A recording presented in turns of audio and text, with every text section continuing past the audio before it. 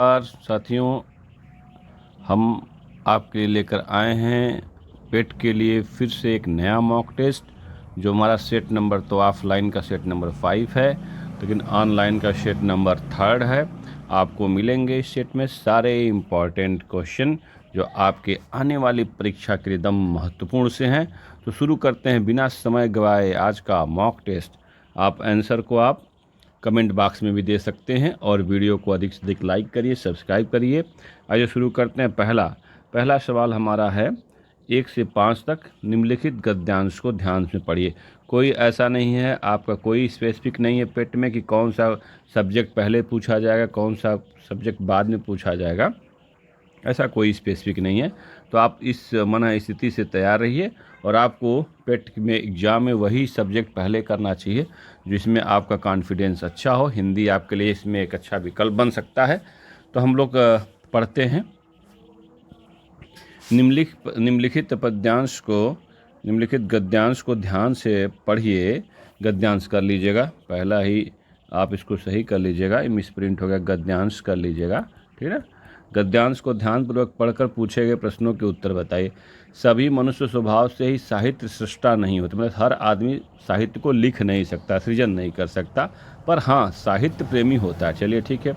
मनुष्य का स्वभाव ही सुंदर देखने का, घी का लड्डू टेढ़ा मेढ़ा भी मीठा ही होता है, पर मनुष्य गोल बनाकर उसे सुंदर कर लेता है। मूर्ख से मूर्ख हलवाई के यहाँ भी गोल लड्डू ही प्राप्त होता है, लेकिन सुंदरता को सदा सर्वदा तलाश करने की शक्ति साधना के द्वारा प्राप्त होती है। उच्च श्रृंखलता और सौंदर्य बोध में अंतर है। बिगड़े दिमाग का युवक पराई बहु बेटियों के घूरने को भी सौंदर्य प्रेम कहा करता है। हालांकि यह संसार की सर्वाधिक असुंदर बात है ना, किसी की बहु बेटी को घूरना। जैसा कि पहले ही बताया गया कि सुंदरता सामंजस्य में होती है, और सामंजस्य का अर्थ होता है किसी चीज़ का बहुत अधिक और किसी का बहुत कम ना होना, नहीं बैलेंस मात्रा में होना।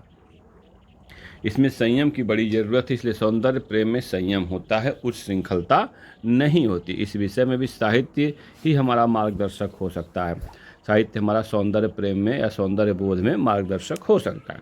जो आदमी दूसरों के भावों का आदर करना नहीं जानता, उसे दूसरों से भी सद्भावना की आशा नहीं करनी चाहिए। मनुष्य कुछ ऐसी जटिलताओं में आ फंसा है कि उसके भावों को ठीक ठीक पहचानना हर समय सुकर नहीं होता है। ऐसी अवस्था में हमें मनीषियों के चिंतन का सहारा लेना पड़ता है। इस दिशा में साहित्य के अलावा दूसरा उपाय नहीं है। मनुष्य की सर्वोत्तम कृति साहित्य है। उसे मनुष्य पद का अधिकारी बने रहने के लिए साहित्य ही एकमात्र सहारा है। यहाँ साहित्य से हमारा मतलब उसकी सब तरह की सात्विक चिंतन धारा से। साहित्य का मतलब सात्विक चिंतन धारा से। गद्यांश के अनुसार मनुष्य का स्वभाव किस प्रकार, पहला सवाल है आज का, कि गद्यांश के अनुसार मनुष्य का स्वभाव किस प्रकार का है। घृणित वास्तु को देखने का, मूर्ख से मूर्ख हलवाई का, साहित्य सृष्टा होने का, और ऑप्शन नंबर डी है सुंदर वस्तु को देखने का। गद्यांश को पढ़ के आप बताइए। तो हाँ, मनुष्य सौंदर्य प्रेमी हो सकता है, होता है, मनुष्य सौंदर्य प्रेमी होता है, ठीक है। तो हर मनुष्य साहित्य सृष्टा होता भी नहीं, तो इसका सही है ऑप्शन नंबर, मेरे ख्याल से ऑप्शन नंबर इसका डी सही होगा। तो पहले का आपका डी सही हो जाना चाहिए। दूसरा सवाल है, गद्यांश में लेखक के द्वारा लड्डू का उदाहरण क्यों दिया गया है। सौंदर्य बोध कराने के लिए, मनुष्य के सौंदर्य प्रेम के संबंध में, कि टेढ़ा मेढ़ा भी लड्डू हो तो मनुष्य उसे क्या कर लेता है, गोल। मूर्ख से मूर्ख आदमी भी उसे गोल बना लेता है। सौंदर्य प्रेम के संबंध में दूसरे का आपका ऑप्शन नंबर बी हो जाएगा। तीसरा सवाल देखते हैं। देखिए 1 से 5 तक कैसे गद्यांश को भी ध्यान, पैसेज को ध्यान से पढ़ने का फ़ायदा होगा कि एक ही बार में आप 3-4 सवाल सही कर ले जाएंगे, ठीक है। तो तीसरा सवाल है आपका, चार्ली चैपलिन ने अपने दुख को तीसरा क्वेश्चन आज आपका है आपका, मनुष्य की सर्वोत्तम कृति क्या है। मनुष्य की सर्वोत्तम कृति क्या, वाक्य में रिक्त स्थान की पूर्ति कीजिए। मनुष्य की सर्वोत्तम कृति क्या है, साहित्य है। मनुष्य की सर्वोत्तम कृति साहित्य। अंतिम लाइन में आप देखे थे, मनुष्य की सर्वोत्तम कृति, यहाँ पे आप भर ले सकते हैं, क्या है, साहित्य। लास्ट पैसेज का लास्ट में आपका ऐसा जिक्र आया था। निम्न में आदर शब्द का विलोम क्या है। तो आदर का होता है निरादर, है ना। आदर का अर्थ सम्मान इज्जत होती है, और निरादर का अर्थ होता है क्या, है ना, आदर का अभाव जहाँ जिसमें हो, तो निरादर हो जाएगा। चौथे का आपका डी, है ना। ठीक, नेक्स्ट क्वेश्चन देखते। संसार के सबसे बुरी बात किसे माना गया? प्याराई बहू बेटियों को घूरना संसार की सबसे बुरी बात है। 5वें का भी है। तो उच्च श्रृंखल मनुष्य या बिगड़ा आदमी इसको भी अपना सौंदर्य बोध समझता है, ठीक है ना। तो 5वें का आपका बी हो जाएगा। छठवां छठवां सवाल फिर देखते हैं, गद्यांश ही है, पढ़ना है 6 से 10 तक, है ना। मन की प्रकृति विचित्र है, इसे नियंत्रित करना बेहद कठिन है। मन असीमित ऊर्जा का केंद्र है तथा मन ही थकान और आलस्य को जन्म देता है। मनुष्य को खुश रखना चुनौतीपूर्ण है। हमें एक दिन में मन को कितनी बार कोस जाता है। मन की मुस्कुराहट अपरिहार्य है। यदि जीवन की छोटी बड़ी समस्याओं से हम सकारात्मकता की राह तलाश लें तो हमारी समस्त चिंता दूर हो सकती है। हमें प्रत्येक क्षण का भरपूर आनंद लेना चाहिए। विषम परिस्थितियों में भी संयम, सौम्यता एवं शांति नहीं खोनी चाहिए। मुस्कुराहट दैवी गुण प्रकृति का उपहार है तथा जीवन की एक ऐसी कला है जो परस्पर प्रेम में वृद्धि कर दूरियों को मिटाती है। मुस्कुराहट, डगलस हॉल्टन ने तो मुस्कुराहट को निःशुल्क चिकित्सा बताया। वस्तुतः जीवन में संतुष्टि का भाव हमें मुस्कुराना सिखा सकता है। अक्सर लाभ और घृणा के आवेश में मानवीय प्रकृति के विरुद्ध कर बैठता है ना। घृणा आवेश में हमें चलिए, घृणा व्यक्ति को शैतान बना देती है जबकि मुस्कुराहट प्रेम का मार्ग प्रशस्त करती है। मुस्कुराहट तनाव की सबसे किफ़ायती दवा है, तो हमें सदा मुस्कुराते रहना चाहिए। जिंदादिली का प्रतीक है, इसके बिना जीवन रंगहीन एवं नीरस हो जाता है। यह जीवन का असली श्रृंगार है। रविन्द्रनाथ टैगोर के अनुसार ही सच्ची मुस्कुराहट ही सौंदर्य है। मुस्कुराहट मधुरता, कृतज्ञता, सकारात्मकता एवं भावनात्मकता का संकेत है। मुस्कुराहट शीतप्रदता, इसमें अद्भुत आकर्षण शक्ति है, ठीक ना। आइए देखते हैं और मुस्कुराहट के क्या गुण है भाई। चार्ली चैपलिन ने अपने दुख को मुस्कुराहट बिखेर कर दूर कर दिया, बेशुमार कीर्ति हासिल की। अतः हमारा जीवन भी खुशहाल हो सकता है यदि हम मुस्कुराना सीख लें। विज्ञान हमें सोचना सिखाता है लेकिन प्रेम हमें मुस्कुराहट का एहसास कराता है। हमें दुख एवं परेशानी में मुस्कुराहट ओझल नहीं होने देनी चाहिए, क्योंकि मुस्कुराहट ही वह चाबी है जिससे किस्मत का ताला खुलता है। गद्यांश के अनुसार प्रकृति का उपहार किसे माना गया हो? मुस्कुराहट को, है ना। सकारात्मकता मन को, मुस्कुराहट को, दैवी गुणों को। तो आपका सीधे सीधे ऑप्शन हो जाएगा 6वें का बी। गद्यांश के अनुसार मन की प्रकृति विचित्र क्यों है ना। इसे नियंत्रित करना बेहद कठिन है। यही मन की प्रकृति है और इसे नियंत्रित किया तो जा सकता है, लेकिन इसकी विचित्र इसलिए क्योंकि इसे नियंत्रित करना कठिन। अभी मन कुछ और करेगा, फिर मन कुछ और करना शुरू कर देगा। 7वें का सी। 8वां सवाल है, सौंदर्य का पर्यायवाची शब्द नहीं है, इसमें से कौन सा सौंदर्य का पर्यायवाची शब्द नहीं है? छवि, प्रभा, अद्भुत, शोभा। शोभा भी सही है, अद्भुत भी सही है, प्रभा भी सौंदर्य का सही है। तो आपके अकॉर्डिंग 8वें का डी, अद्भुत, आश्चर्य का ये पर्यायवाची होगा ना। और छवि मतलब देख, छवि मतलब निरखी, छवि को निरखना, ये भी सौंदर्य से संबंधित है, किसी की आकृति, है ना। अद्भुत ये आश्चर्य का पर्यायवाची होगा ना, तो इसलिए जो है पर्यायवाची शब्द नहीं है, तो आपका 8वें का डी हो जाएगा। किसके अनुसार सच्ची मुस्कुराहट ही सौंदर्य का प्रतीक है? डगलस हॉल्टन के अनुसार सच्ची मुस्कुराहट ही सौंदर्य का प्रतीक है। 9वें का आपका ये हो जाएगा, 9वें का आपका सी हो जाएगा। 10वां सवाल देखते हैं। 10वां सवाल है आपका, निम्नलिखित में कौन सा कथन असत्य? मुस्कुराहट ही वह चाबी जो जिस किस्मत का ताला खोलती है। मनुष्य को प्रत्येक क्षण का भरपूर आनंद लेना चाहिए। मुस्कुराहट तनाव की सबसे किफ़ायती दवा है। विषम परिस्थितियों में संयम, सम्यता और शांति खोनी चाहिए। अच्छा है। तो 10वां, मुस्कुराहट ही वो चाबी जो किस्मत का ताला खोलती, सही ही लग रहा है। मुस्कुराहट को प्रत्येक क्षण का, मनुष्य को प्रत्येक क्षण का भरपूर आनंद लेना चाहिए। कौन सा कथन असत्य है? ठीक ना, मनुष्य के प्रत्येक क्षण का, ठीक है। मुस्कुराहट तनाव की सबसे किफ़ायती दवा है। विषम परिस्थिति में संयम, सौम्यता, शांति खोनी चाहिए। भाई नहीं खोनी चाहिए। विषम परिस्थिति में भी हमें संयम, सौम्यता और शांति नहीं खोनी चाहिए, तब ये सत्य रहता। लेकिन चूंकि यहाँ लिखा है खोनी चाहिए, इसलिए कथन आपका ये असत्य हो जाएगा। 10वें का डी, है ना। नेक्स्ट क्वेश्चन देखते हैं। 11वां क्या करा है? मौर्य साम्राज्य के संबंध में गलत कथन का चयन करें। प्रांत के मुखिया को कुमार या आर्यपुत्र कहा जाता था। ठीक है। प्रांतों के जनपदों नामक जिलों में विभाजित किया गया। गांधार साम्राज्य का एक प्रांत था। साम्राज्य अत्यधिक विकेंद्रीकृत था। 11वें का डी, है ना। मौर्य प्रशासन अत्यधिक केंद्रीकृत था। कौन सा सवाल क्या है भैया आपका? गलत कथन का चयन करना ना। तो गलत कथन क्या, ये जो विकेंद्रीकृत आपका लिख रहा है ना, यह विकेंद्रीकृत नहीं था, सत्ता केंद्रित हो चुकी थी।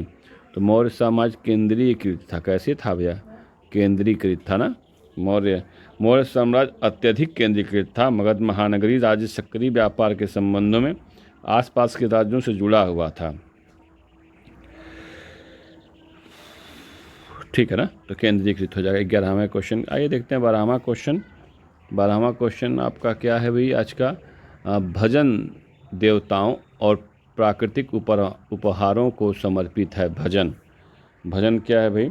ऋग्वेद के 10 मंडलों में भैया 1028 भजन, जिसको आप कहते हैं सुक्तियाँ और ऋचाएँ, है ना, ये भजन देवी देवताओं की प्रार्थनाओं को समर्पित हैं और संपूर्ण मानवता की कल्याण की है। तो ये कहाँ से आपको मिलेगा भजन? तो भजन शब्द को याद रख लीजिएगा। भजन ना, यह ऋग्वेद से है, ध्यान रखेंगे इस बात को, ऋग्वेद में है। 10 मंडल में कितने भजन हैं? अब 10 मंडल में वही ऋचाएँ जिसको बोलते हैं 1028 ना, वही स्त्रोत हैं जो भी हैं। उत्तर वैदिक काल की गुरुकुल शिक्षा में कौन सा विषय शामिल नहीं था? उत्तर वैदिक काल, है ना, उत्तर वैदिक काल के कौन सी, अच्छा आपको ये पता है ना कि सामवेद में अगर आप बात करेंगे तो कितने भजन हैं? तो 1875 भजन है सामवेद में, ठीक है ना। यजुर्वेद में 2086 भजन हैं, याद रख लीजिएगा इसको बात का, ठीक है ना। अथर्ववेद में 731 भजन आता है, ठीक ना। सबसे ज़्यादा सामवेद में आपके हैं 1875 जो गायन शैली में है ना। यजुर्वेद में औषधियों का वर्णन किया गया, आप सब जानते होंगे। तो इसमें गुरुकुल, नेक्स्ट क्वेश्चन देखते हैं। 13वां क्वेश्चन है, उत्तर वैदिक काल की गुरुकुल शिक्षा में कौन सा विषय शामिल नहीं था? सैन्य विज्ञान शामिल नहीं था, कि खगोल विज्ञान शामिल नहीं था, कि नैतिकता नहीं शामिल था, कि समाज शास्त्र शामिल नहीं था? तो 13वां का देखिए नीति शास्त्र तो शामिल था, है ना। 13वां नीति, सैन्य विज्ञान भी शामिल था भाई, युद्ध तो लड़ना, ठीक ना, सैन्य विज्ञान भी शामिल था। खगोल विज्ञान और ज्योतिष को अध्ययन के पाठ्यक्रम में शामिल भी किया गया था, खगोल विज्ञान भी शामिल था। वैदिक साहित्य के अलावा गणित, कानून और व्याकरण भी अध्ययन के महत्वपूर्ण विषय थे, लेकिन जो नीति शास्त्र थी ना, तो यह आपकी नहीं थी उस समय। जो समाज शास्त्र आप कह सकते हैं, यह उस समय का विषय नहीं था। तो 13वां का डी आपका सही होगा। 13वां का डी, कौन सा विषय शामिल नहीं था? तो सैन्य विज्ञान, नैतिकता जिसको नीति कह सकते हो, और खगोल विज्ञान, ये सब शामिल थे, लेकिन समाज शास्त्र आपका शामिल नहीं था। समाज के बारे में भी पढ़ना चाहिए, ठीक ना। 14वां सवाल देखते हैं। संगम युग के बारे में कौन सा कथन सही नहीं है? सही नहीं है, ध्यान रखिए, नहीं है। संगम युग के दौरान 3 राज्य मौजूद थे। बी, महिलाओं की स्थिति पुरुषों के बराबर थी। कृषि मुख्य व्यवसाय था। और डी दिया, विदेशों के साथ व्यापक व्यापार था। संगम युग के बारे में कथन नहीं है ना। तो संगम समाज में महिलाओं की स्थिति पुरुषों के बराबर नहीं थी। इसको आप याद रखेंगे कि संगम युग में महिलाओं की स्थिति पुरुषों के बराबर नहीं थी। हाँ, कृषि मुख्य व्यापार था, विदेशों के साथ व्यापारिक संबंध था, 3 राजा मौजूद थे। संगम युग के बारे में ये सारी चीज़ें ठीक है, लेकिन इस महिलाओं की स्थिति पुरुषों के बराबर नहीं थी। जहाँ विवाहित महिलाएं थीं जो कर्तव्यपरायण गृहिणी के रूप में बस गई थी, वहीं कौंडी, आडगिल और मणि मेघलाई जैसी बौद्ध या जैन परंपरा संबंधित महिला सन्यासी बड़ी संख्या में और वेश्याएँ भी शामिल थीं, ठीक ना। तो इसलिए महिलाओं की स्थिति थोड़ी सी अलग थी। 14वां के बाद 15वां क्वेश्चन देखते हैं कि दशावतार मंदिर के बारे में गलत कथन का चयन करिए। दशावतार, ये एक विष्णु मंदिर है, यह देवगढ़ में स्थित है। इसे चेरा काल के दौरान बनाया गया है ना। चोल चेद पांड्य आप जानते, ठोस चट्टानों में बड़ी संख्या में स्तूप काटे गए थे। दशावतार मंदिर के बारे में गलत कथन का चयन करना है ना। तो इसे गुप्त काल में बनवाया गया था जी, गुप्त काल में, इसे चेर काल के दौरान नहीं बनाया गया था, इसे गुप्त काल में। दशावतार मंदिर आपका बनाया गया था गुप्त काल में, ठीक ना, ये याद रखिएगा, ठीक है। नेक्स्ट क्वेश्चन, सुंडा जल डमरू मध्य किस समुद्र को हिंद महासागर से जोड़ता है? सुंडा जल डमरू मध्य किस समुद्र को हिंद महासागर से जोड़ता है? ये जावा सागर को हिंद महासागर से जोड़ता है। सुंडा जल डमरू मध्य ना जावा सागर को हिंद महासागर से जोड़ने का काम करता है सुंडा जल डमरू मध्य। तो इसमें सवाल क्या है, किस समुद्र को, तो आप सीधे सीधे ऑप्शन नंबर ए लगा दीजिए, विचार करने की बात ही नहीं है। सुंडा जल डमरू मध्य जावा सागर और हिंद महासागर के बीच में है। नेक्स्ट, ब्लू लाइन लेबनान और किस देश के बीच एक सीमांकन देखना। ब्लू लाइन जो है ना, नीली रेखा, किन दो देशों के बीच की सीमा रेखा है ना। तो ब्लू लाइन लेबनान और इजराइल है ना। अभी देखिए इजराइल और फिलिस्तीन का युद्ध चल रहा है ना बहुत भयंकर। तो लेबनान और इजराइल के बीच की जो सीमा रेखा है उसको ब्लू लाइन कहा गया है ना, इसको याद रखिएगा, ठीक ना। गाजा पट्टी को खाली करने का आदेश इजराइल ने दे रखा है।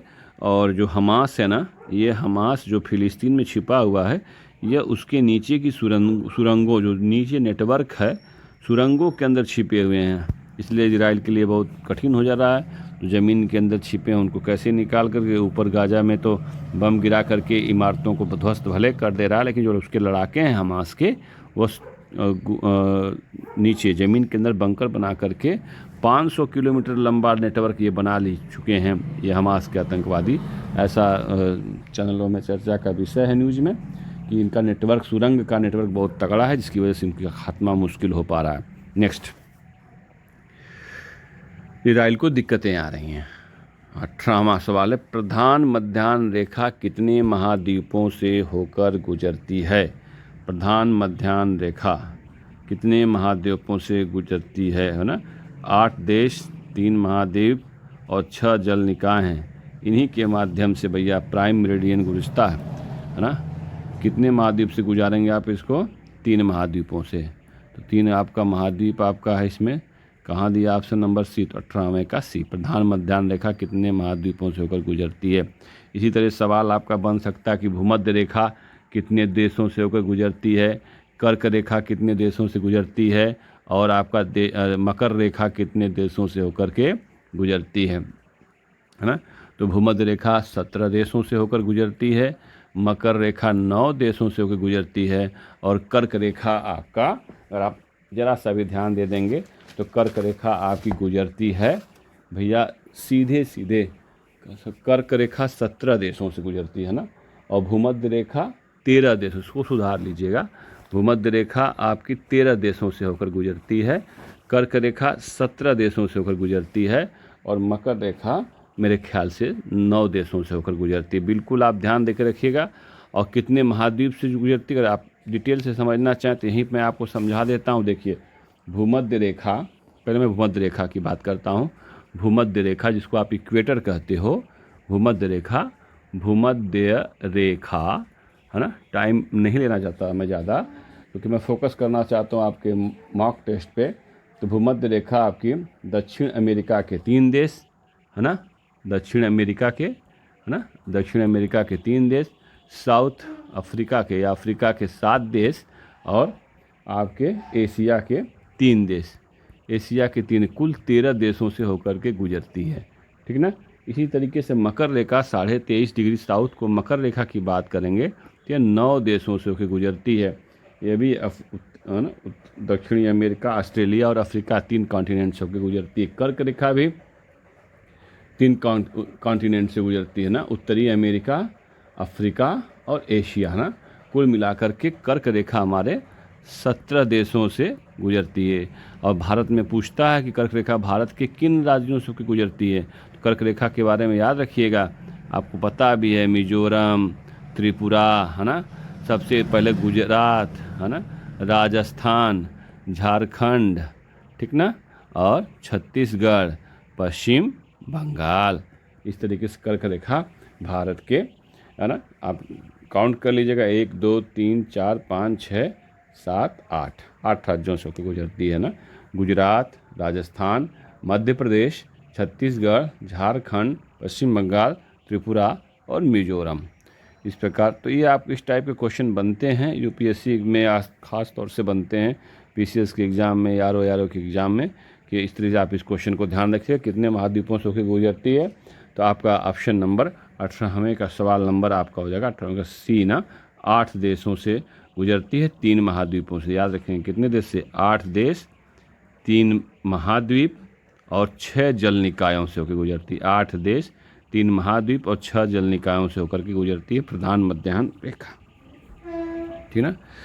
19वां सवाल है आपका कि नदियों को समुद्र में जाने वाले जहाज़ों के लिए नौवहन योग्य बनाते हैं, तलछट छाप साफ करते हैं, डेल्टा का निर्माण धीमा करते हैं और बिजली उत्पादन का एक स्रोत हैं। कौन भैया? कौन स्रोत हैं? ऑप्शन देख लीजिए। ऐसा कैसे होता है? नदियों को समुद्र में ना जाने वाले जहाज़ों को नौवहन योग्य बनाते हैं। ठीक है, समुद्र में इंटर कर जाएं जहाज़। अरे भाई, जहाज़ किनारे पे लगे हैं, पानी है नहीं, फंसे पड़े हैं, अब समुद्र में जाना है ना। अचानक से अगर ज्वार आ जाए तो पानी का लेवल बढ़ जाएगा, जो किनारे पे जो आपके नौवहन जो नावें फंसी पड़ी हैं, है ना, तो वो आपको किनारे से जा कर के पानी के अंदर पहुंच जाएंगे। तलछट को साफ भी करते हैं और डेल्टा का निर्माण धीमा करते हैं। बिजली उत्पादन का भी एक स्रोत है। ज्वारी ऊर्जा आप जानते हैं, तो ऐसा तलछट की सफाई होती होगी। भाटा जब आता होगा तो आप बिल्कुल निसंकोच होकर के 19वां का सी लगा सकते हैं। बिल्कुल 19वें का सी, ज्वार भाटा। ज्वार आता है तो तलछट पे पानी, तली पर किनारे पर पानी ऊपर चढ़ाता है, फिर भाटा आता है तो सफाई करते हुए अपने साथ नीचे की ओर निकल लेता है। नेक्स्ट 20वां सवाल देखते हैं। 20वां सवाल का, तिब्बत में 4555 मीटर की ऊंचाई पर मानसरोवर पर राक्षस ताल से कौन सी नदी निकलती है, जहाँ इसे लंगचेन खंभाब के नाम से जाना जाता है? जी बिल्कुल, लंगचेन खंभाब के नाम से इसको जाना जाता है। ऑप्शन हो जाएगा कि तिब्बत में 4555 मीटर की ऊंचाई पर मानसरोवर के पास राक्षस ताल से कौन सी नदी निकलती है? तो सतलज नदी है। इसका सही ऑप्शन हो जाएगा ऑप्शन नंबर ए, सतलज नदी। सतलज नदी को ही लंगचेन खंभाब के नाम से जाना जाता है। यह 400 किलोमीटर तक सिंधु के पैरेलल चलती है और भाखड़ा नांगल बांध को जल भी प्रदान करती है। प्राचीन नदी है और यह जो है शिपकिला दर्रा से को भी यह जो है आप कह सकते हैं कि शिपकिला से होकर गुजरती है, पंजाब के मैदानी इलाकों में उसी रास्ते से प्रवेश करती है। 21वां सवाल देखते हैं। 1975 में संयुक्त राष्ट्र महासभा के किस विशेष सत्र में एक नई अंतर्राष्ट्रीय आर्थिक व्यवस्था NIEO की स्थापना के लिए घोषणा की गई थी? इसे अंतर्राष्ट्रीय समुदाय के विकास में एक महत्वपूर्ण मोड़ माना जाता है। 1975 के संयुक्त राष्ट्र महासभा के किस विशेष सत्र में अंतर्राष्ट्रीय आर्थिक व्यवस्था की स्थापना के लिए घोषणा की गई थी? 21वां सवाल है। तो देखिए इस साथियों, इसका सही ऑप्शन होगा ऑप्शन नंबर सी, 6वें विशेष सत्र में एक नई अंतर्राष्ट्रीय आर्थिक व्यवस्था की घोषणा की गई थी ना। इसे अंतर्राष्ट्रीय समुदाय के विकास में एक महत्वपूर्ण मोड़ माना जाता है। NIIO को समानता, संप्रभु, समानता, समान हित और सभी राज्यों के बीच सहयोग उनकी सामाजिक आर्थिक प्रणालियों के बावजूद आधारित होना चाहिए, ऐसी कुछ विचार था। विकासशील देशों और वर्तमान और भावी पीढ़ियों के लिए आर्थिक सामाजिक विकास तथा शांति न्याय में लगातार तेजी सुनिश्चित करना ही इसका उद्देश्य था। G20 वैश्विक ब्लॉक है। इसकी संरचना 19 देशों की सरकारी और केंद्रीय बैंकों के गवर्नरों द्वारा की गई है। G20 एक वैश्विक ब्लॉक है। तो आयरलैंड द्वारा की गई है, बोरा बोरा द्वारा की गई, यूरोपीय संघ EU द्वारा की गई है, काउई द्वारा की गई है। 22वां सवाल है। 22वां का सवाल G20 है ना, 19 देशों और यूरोपीय संघ की सरकारों एक वैश्विक ब्लॉक है ना। G20 19 देशों ना, G20 एक वैश्विक ब्लॉक है। इसकी रचना 19 देशों के सरकारों और केंद्रीय बैंकों के गवर्नरों द्वारा की गई है। यह जो है आपको जगह EU है ना, यहाँ पे खाली जगह पे क्या भरेंगे, तो आप यूरोपीय संघ 19 देशों की सरकारों और केंद्रीय बैंकों के गवर्नरों और यूरोपीय संघ द्वारा की गई है ना। तो इसका ऑप्शन नंबर 22वें का सी हो जाएगा। ठीक ना। क्वेश्चन नंबर 23 देखिए। क्वेश्चन नंबर 23 का आपका सवाल है, सबसे बड़े ई-कॉमर्स समूह अलीबाबा के संस्थापक कौन हैं? जैक मा हैं, सुंदर पिचाई हैं, पराग अग्रवाल हैं, फाल्गुनी नायर हैं। तो सबसे बड़े ई-कॉमर्स समूह अलीबाबा के संस्थापक आपको जैक मा, 23वें का ए आपका ऑप्शन नंबर ए हो जाएगा, 23वें का ए। 24वां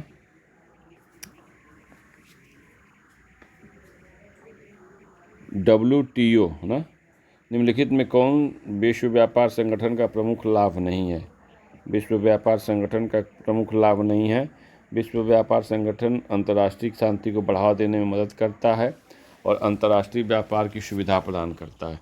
विश्व व्यापार संगठन विकासशील देशों को व्यापार से संबंधित मामलों में विशेष और तरजीही उपचार प्रदान करके उनके विकास को बढ़ावा देने में मदद करता है। ऑप्शन नंबर सी दिया है। सदस्य देशों के बीच व्यवस्थित विनिमय व्यवस्था बनाए रखने की दृष्टि में विनिमय की स्थिरता को बढ़ावा देना और मुक्त व्यापार के लोगों के जीवन स्तर में वृद्धि करके सुधार करना है। ऑप्शन नंबर डी था। तो विश्व व्यापार संगठन का प्रमुख लाभ नहीं है, नहीं है पूछ रहा है, ये ध्यान देने की बात है, नहीं है वाले क्वेश्चन में। तो आप इसका WTO के प्रमुख लाभ क्या क्या है? तो देखो जो नहीं है ना वो हमको बताना है। तो लगभग आपका तो 24वें का आपका सी हो जाएगा। 24वें का सी मदद करता है तो क्लियर। अंतर्राष्ट्रीय व्यापार की सुविधा भी प्रदान करता है। विश्व व्यापार संगठन विकासशील देशों से व्यापार में विशेष तरजीही उपचार प्रदान करके, ये भी सही है। मुक्त व्यापार के लोगों को जीवन में वृद्धि करने की सुधार भी करता है, ये भी सही है। तो आपका जो सी है ना, विनिमय स्थिरता को बढ़ावा देना, यह जो है आपका जो है आपका, इसलिए आपका 24वें का सी ही आपका ऑप्शन होगा। 25वां, G24 की स्थापना किस वर्ष ग्रुप ऑफ 77 G77 ने अपने एक अध्याय के रूप में, अपने एक चैप्टर के रूप में की थी G24 की? तो 25वें का आपका ऑप्शन हो जाएगा 25वें का बी। 1971 में यह घटना उसने ऐसा कांड हुआ था, है ना। G24 की स्थापना 1971 में 77 समूहों के एक ग्रुप 77 के एक चैप्टर के रूप में हुई थी, ठीक ना। आइए नेक्स्ट क्वेश्चन देखते हैं।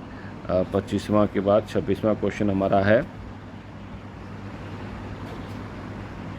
26वां क्वेश्चन हमारा है, भारत का संविधान कब पूरा हुआ था, है ना। लागू कब से नहीं, कब पूरा हुआ था भारत का संविधान? 24 दिसंबर 1950, 12 नवंबर 1949, 26 जनवरी 1962, 26 नवंबर 1949। 26वां सवाल को आपको ही ऑप्शन देना। 26वां सवाल सबको याद रहना चाहिए। तो कमेंट सेक्शन में अगर आप डाल देंगे तो मुझे बड़ी ही खुशी होगी। तो 26 नवंबर 1949 को संविधान को अधिनियमित कर दिया गया था, है ना। 26 नवंबर को पूरा हो चुका था। लागू करने की तिथि भी घोषित कर दी गई थी कि 26 जनवरी 1950 को इसे लागू किया जाएगा। 26 जनवरी 1930 की याद में 2 महीने बाद लागू करने का घोषणा किया गया। इसके पहले 24 जनवरी को एक बैठक हुई जिसमें राष्ट्रगान और राष्ट्रगीत को अपनाया गया, प्रथम राष्ट्रपति को घोषित किया गया। तो ये 24 जनवरी 1950 को ये सारे काम हुए थे। 26 नवंबर 1949 को संविधान का हमारा पूरा हो चुका था। 2 वर्ष, है ना, 11 माह 18 दिन, ऐसा लगता है संविधान के बारे में। 26वें सवाल के बाद आइए देखते हैं 27वां सवाल हमारा क्या है। भारत के संविधान में कितने भिन्न तरीकों से संशोधन किया जा सकता है? भारत के संविधान में कितने तरीकों से संशोधन किया जा सकता है? 27वां सवाल।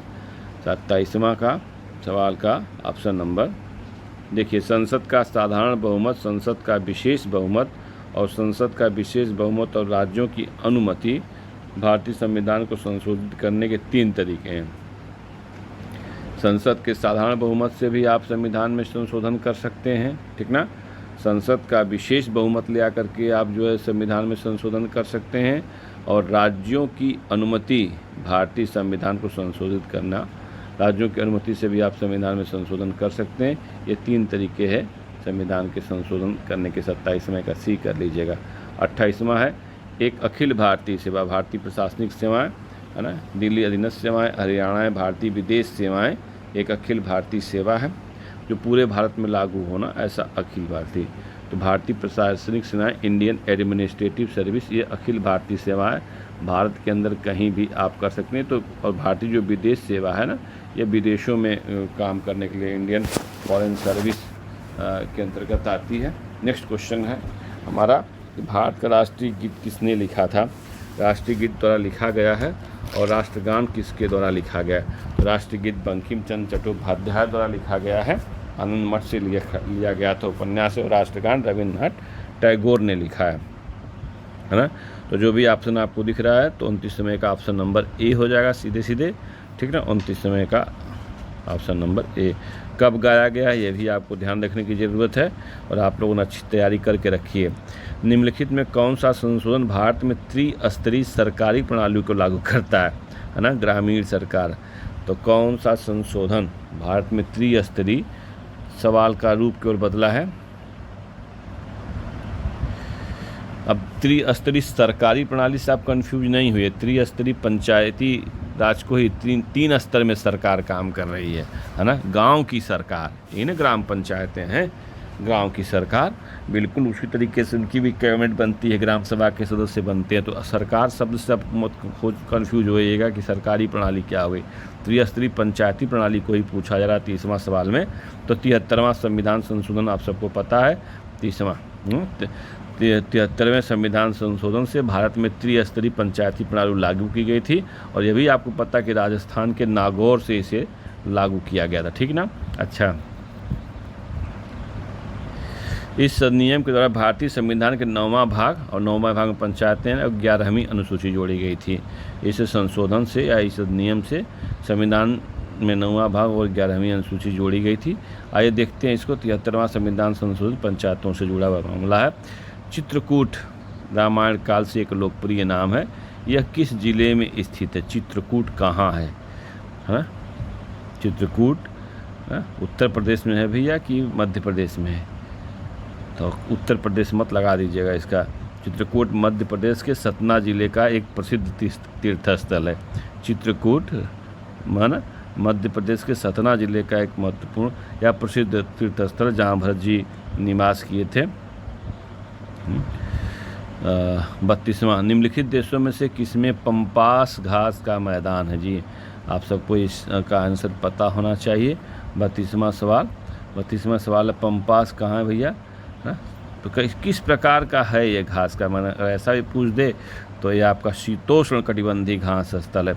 शीतोष्ण कटिबंधीय ना, तो यह उरुग्वे, अर्जेंटीना और ब्राज़ील में पाया जाता है। उरुग्वे, अर्जेंटीना और ब्राज़ील में पाया जाता है। चूँकि इसमें ऑप्शन 2 भी मैच कर रहा है,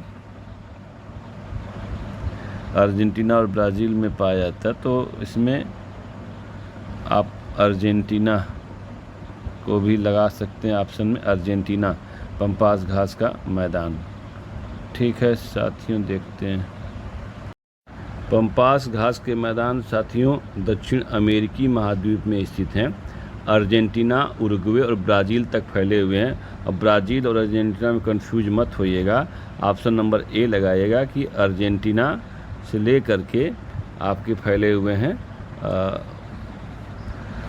उरुग्वे और ब्राज़ील तक। अर्जेंटीना, उरुग्वे और ब्राज़ील तक। अर्जेंटीना इसका सही ऑप्शन होगा, ऑप्शन नंबर ए, 32वें का ए होगा। नेक्स्ट क्वेश्चन देखते हैं हम लोग। अगला क्वेश्चन हमारा 33वां, भारत में खाद्य सुरक्षा और विनिमय संबंधित कौन सी संस्था है? कौन सी संस्था भारत में खाद्य सुरक्षा और विनिमय से संबंधित है? भारतीय खाद्य निगम, भारतीय खाद्य निगम। दूसरा ऑप्शन दिया भारतीय कृषि अनुसंधान परिषद, भारतीय कृषि। तीसरा ऑप्शन दिया हुआ आपका कि भारतीय खाद्य सुरक्षा और मानक प्राधिकरण। और ऑप्शन नंबर डी दिया हुआ है भारतीय मानक ब्यूरो। सवाल नंबर 33 का सही ऑप्शन आपका बताइए।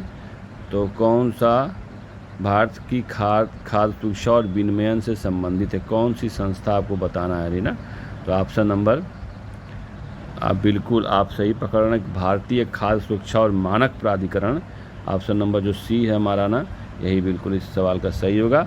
आइए नेक्स्ट क्वेश्चन देखते हैं। 33 के बाद 34, क्वेश्चन नंबर 34 पे आप फटाफट आइए हम लोग फोकस। भारतीय जनजाति सहकारी विपणन विकास संघ है ना, ट्राइफेड किस मंत्रालय के अंतर्गत आता है? भारतीय जनजाति सहकारी विपणन विकास संघ, भारतीय जनजाति सहकारी विपणन विकास संघ जो है आपका ना, ये सीधे भारत सरकार के जनजातीय कार्य मंत्रालय के प्रशासनिक नियंत्रण के तहत एक राष्ट्रीय स्तर की सहकारी संगठन है। तो जनजातीय मामलों के मंत्रालय के अंतर्गत ही आएगा यह। तो 34 का आपका बिल्कुल सी ऑप्शन सही होगा। 34 का आप सी कर सकते हैं। जिनके समझ में सी लगा रहे होंगे, मन में आंसर आ रहा होगा, उनका बिल्कुल करेक्ट है। 34 के बाद आइए देखते हैं क्वेश्चन नंबर 35 है ना।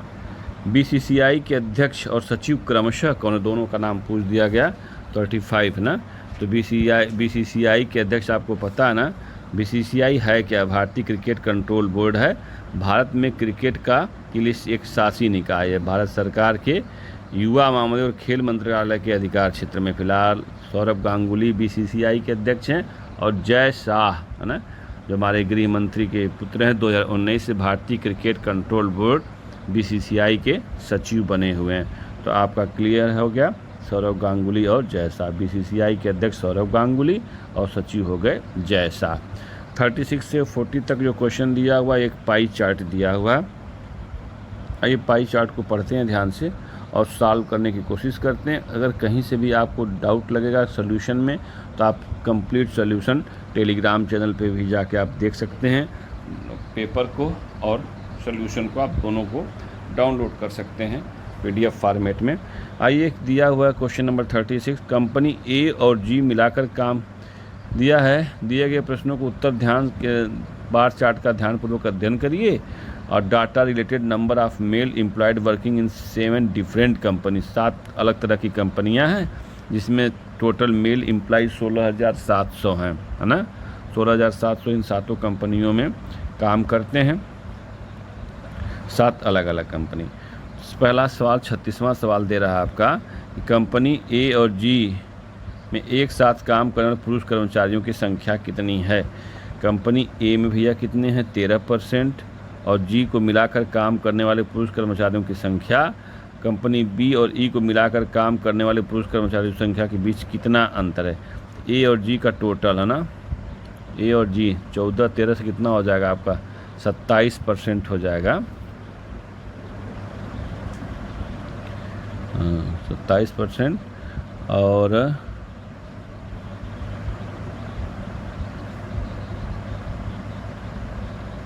आप कैलकुलेट करके निकाल सकते हैं।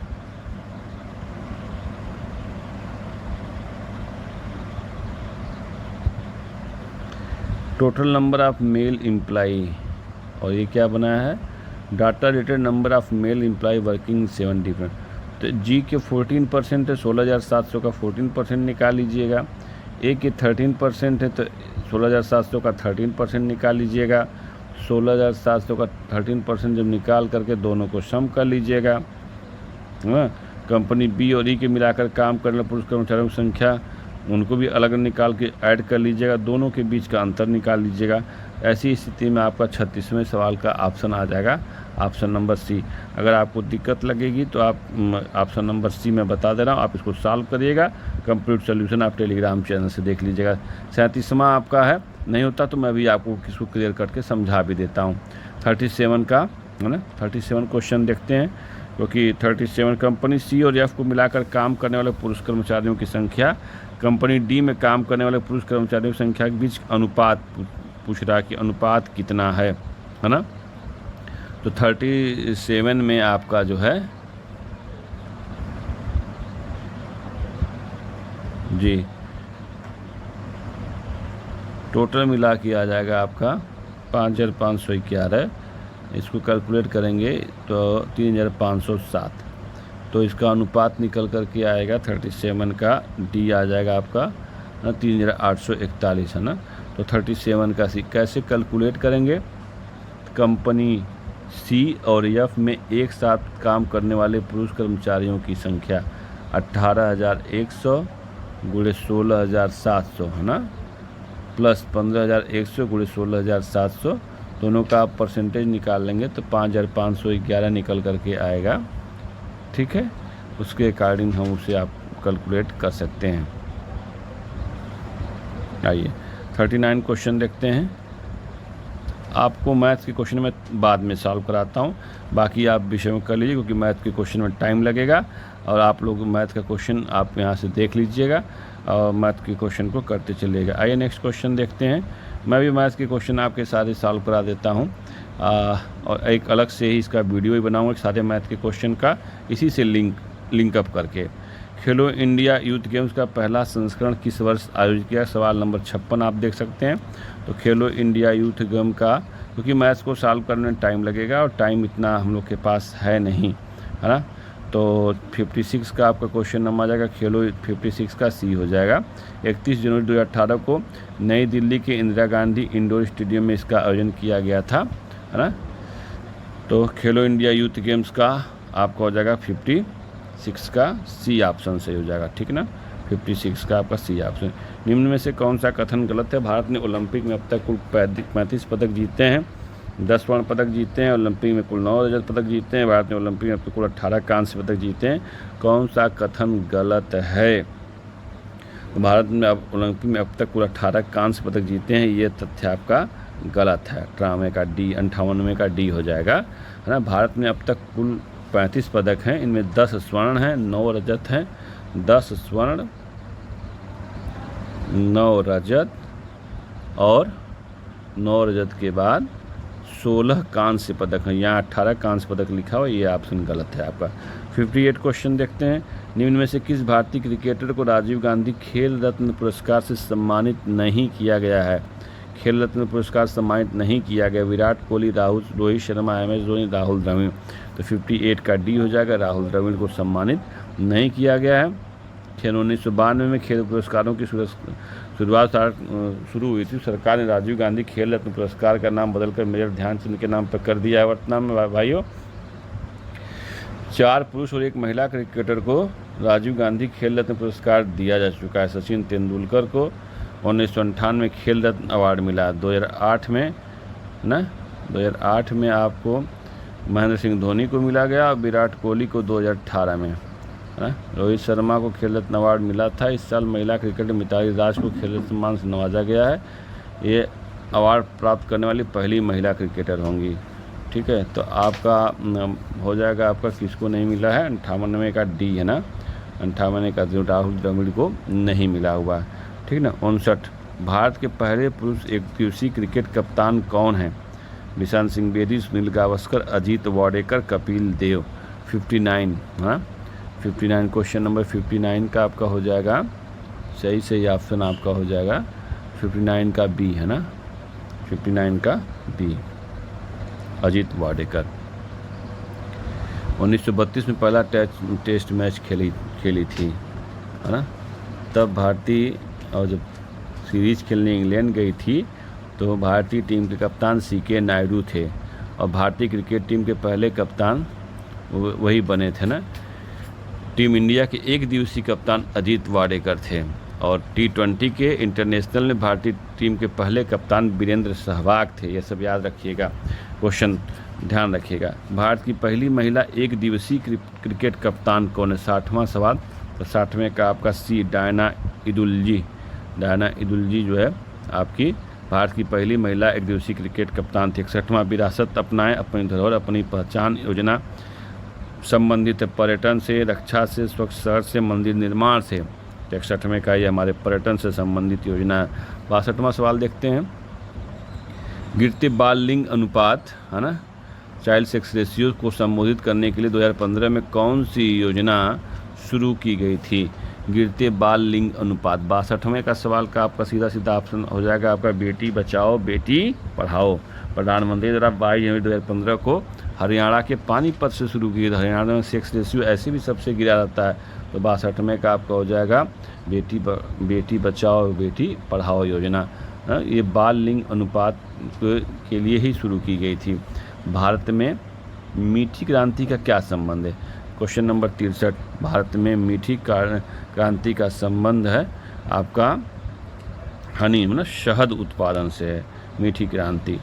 63वें का बी, आप 63वें का बी लगा सकते हैं। मधुमक्खी पालन से, मौन पालन से। भारत ने किस वर्ष तक कार्बन न्यूट्रल बनने की योजना बनाई है? 64 का आपका बी, है ना। 64 का बी निशान लगा लीजिएगा। 2070 तक योजना बनाई कि बिल्कुल कार्बन का उत्पादन बंद कर देगा। और नेट शून्य तब होता जब किसी देश के कार्बन उत्सर्जन की भरपाई वायुमंडल के समतुल्य कार्बन निकाल कर की जाए ताकि वे संतुलन में उत्सर्जन शून्य रहे। 2070 तक भारत का यह लक्ष्य है। 65 आयुष्मान भारत योजना के तहत चिकित्सा उपचार के लिए प्रति परिवार प्रतिवर्ष कितनी राशि प्रदान की जाती है? तो 65 का ए ना 10 लाख तक इलाज, है ना। प्रति परिवार प्रतिवर्ष 5 लाख का स्वास्थ्य कवरेज प्रदान करती है, ठीक ना। तो 5 लाख। चिकित्सा उपचार के लिए प्रति परिवार प्रतिवर्ष कितनी राशि प्रदान की जाती है? तो 65 का आपका बी हो जाएगा। 5 लाख रुपए तक की मेरे ख्याल से ये छूट है इसमें, 5 लाख रुपए तक इसकी सीमा है। नेक्स्ट 6वां, निम्नलिखित में से किस भारतीय राज्य में संक्रांति को खिचड़ी कहा जाता है ना? उत्तर प्रदेश में कहा जाता है। इसको आपको तो सोचना ही नहीं है। 67, पोंगल के पहले और आखिरी दिन को क्या कहा जाता है? पोंगल के पहले और आखिरी दिन को क्या कहा जाता है? बोगी मट्टू, बोगी कानुमी, मट्टू बोगिक, मट्टू सूर्य, है ना? ये आपका है 67 का क्वेश्चन का आपका आंसर हो जाएगा आपका सीधा 67 जी। पोंगल के पहले और आखिरी दिन को बोगी, पहले दिन को बोगी कहा जाता है और कन्नुम पोंगल कहा जाता है।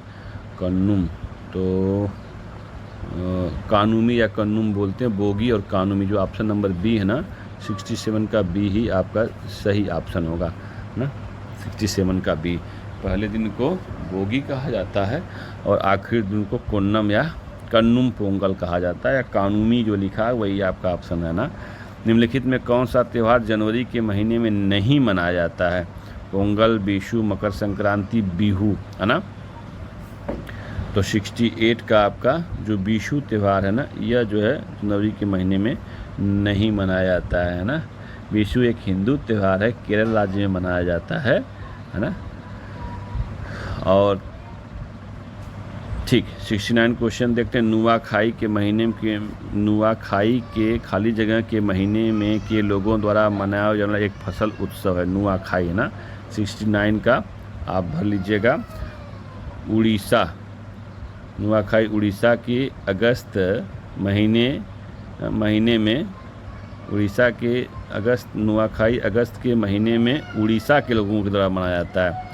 तो अगस्त के महीने में उड़ीसा के लोगों के द्वारा मनाया जाता है कि तेलंगाना अगस्त के लोगों द्वारा मनाया जाता है। 69 का सही ऑप्शन हो जाएगा नुआखाई अगस्त के महीने में उड़ीसा के लोगों के द्वारा मनाया जाने वाला एक फसल उत्सव है, ठीक है ना। ये 69 का आपका ए ऑप्शन सही होगा, ठीक ना। नेक्स्ट क्वेश्चन देखते हैं। सनबर्न फेस्टिवल किस राज्य में प्रसिद्ध है? सनबर्न फेस्टिवल राजस्थान, नागालैंड, कर्नाटक और गोवा। 17वां सवाल है आपका सनबर्न फेस्टिवल।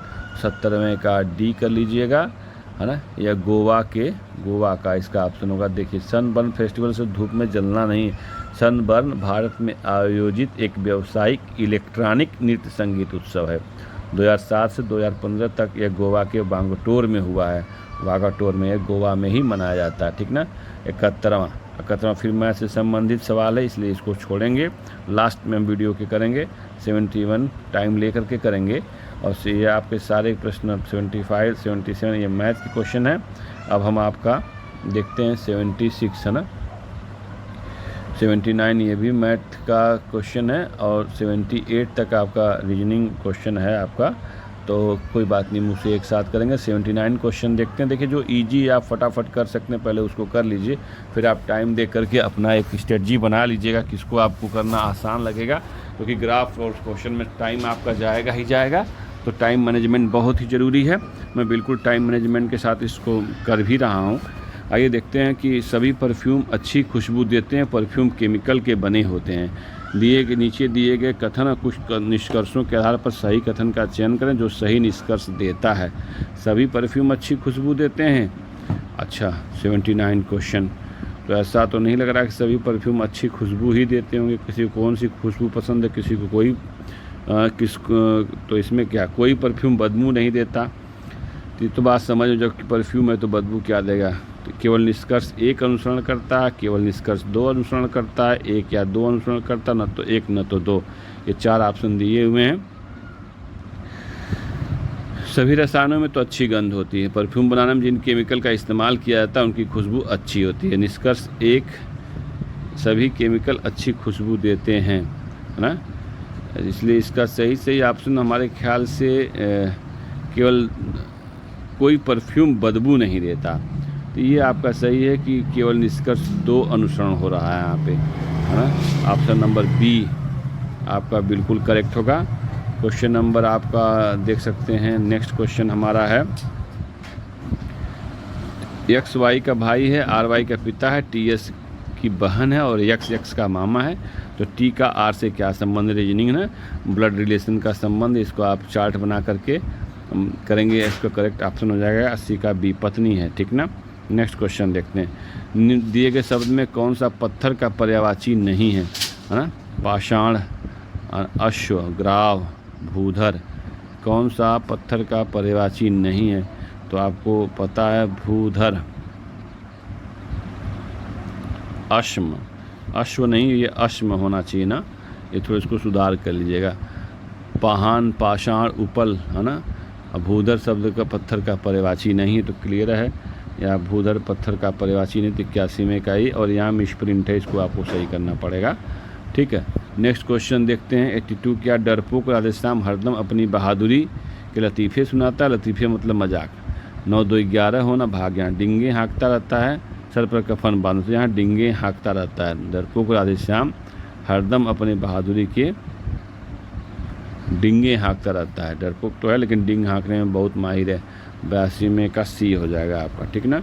सद्भावना शब्द का विलोम क्या? तो सद्भावना का विलोम आपका दुर्भावना है, सीधी सीधी बात भैया। 83 का बी हो जाएगा। 84 का देखते हैं, किस वाक्यांश के लिए दिया हुआ सर एक शब्द सही नहीं है? जिस स्त्री की कोई संतान न हो उसे बाँझ कहते हैं, जो बहुत बोलता हो मितभाषी है, सही है, ए और बी।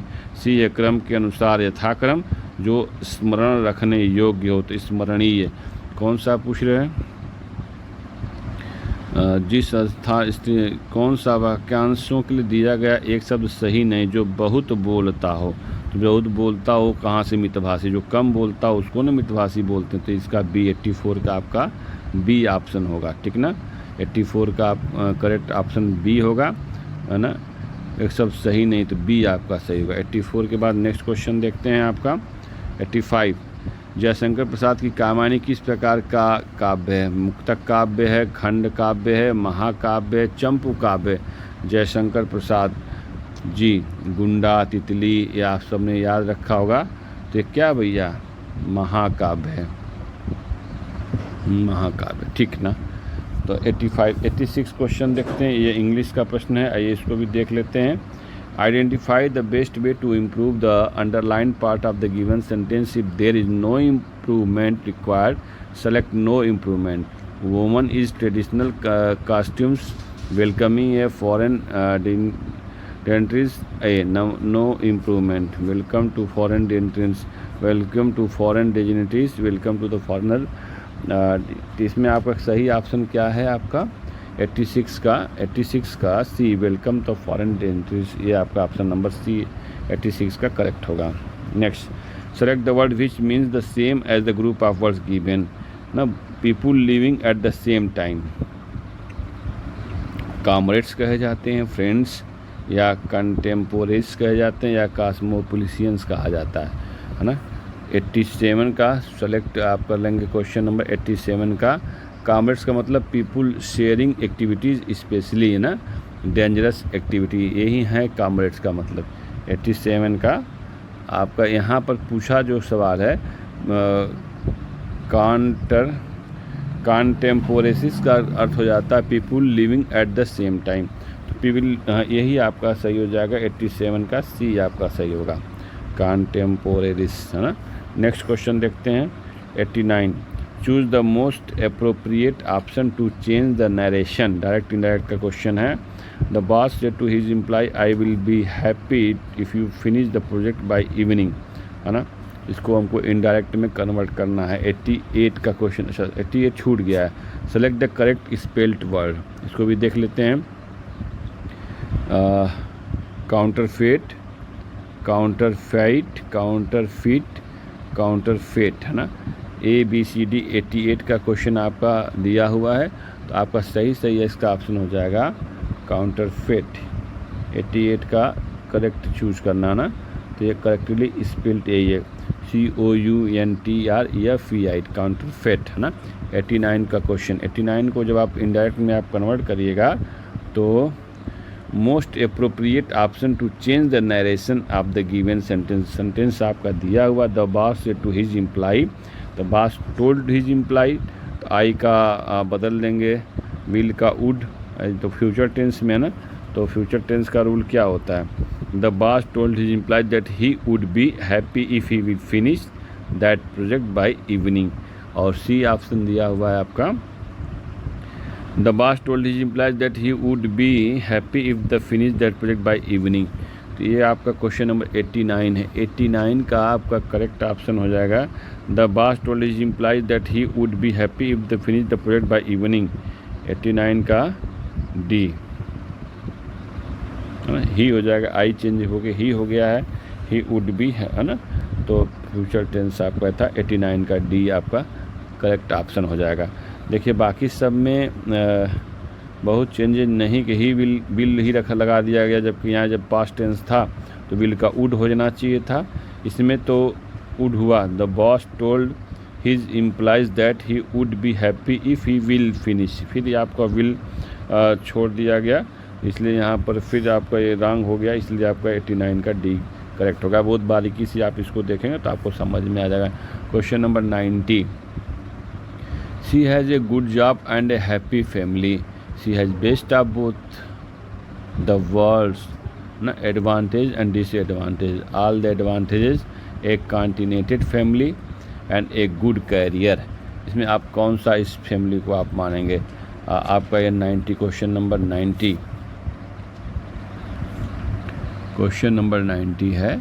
तो 90 का the idiom best of both words, best of both words, ये आपका इडियम्स लगा सकते हैं। All the advantage, best of, तो ऑल द एडवांटेज है ना, यहाँ जो लगा हुआ है she has boast of best both the words, ये इडियम्स है, इसका हो जाएगा ऑल द एडवांटेज। इसका 89 का आपका बी ऑप्शन सही होगा। हाल ही में भारत और किस देश ने 5वीं संयुक्त व्यापार उप आयोग की बैठक आयोजित की है?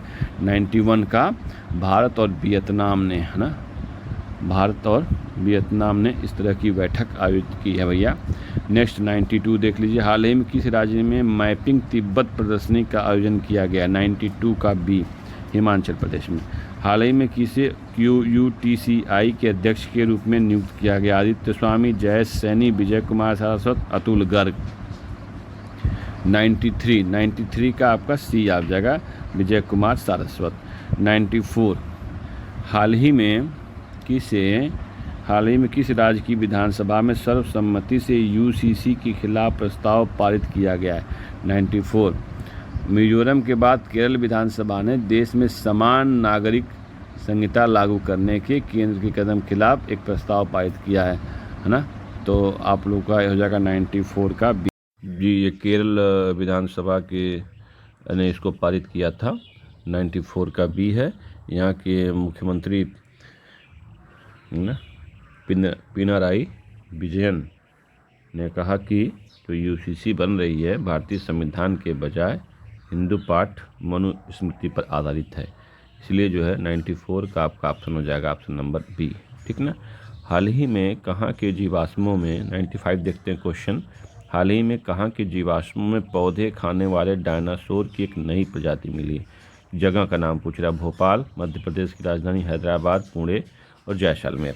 इसका सही ऑप्शन है साथियों, आप याद रखिएगा, जैसलमेर के जेठवाई क्षेत्र में, जैसलमेर के जेठवाई क्षेत्र में वैज्ञानिकों ने थारोसोरस, किसको नाम है, थारोसोरस नामक जीवाश्म खोजने का दावा किया है। थारोसोरस इंडिकस पूरा याद रख लीजिएगा इसका नाम ना, इसको खोजने का ऐसा दावा किया है जिसमें उसकी रीढ़ लंबी होती थी, सिर पर ठोस नाक होती थी।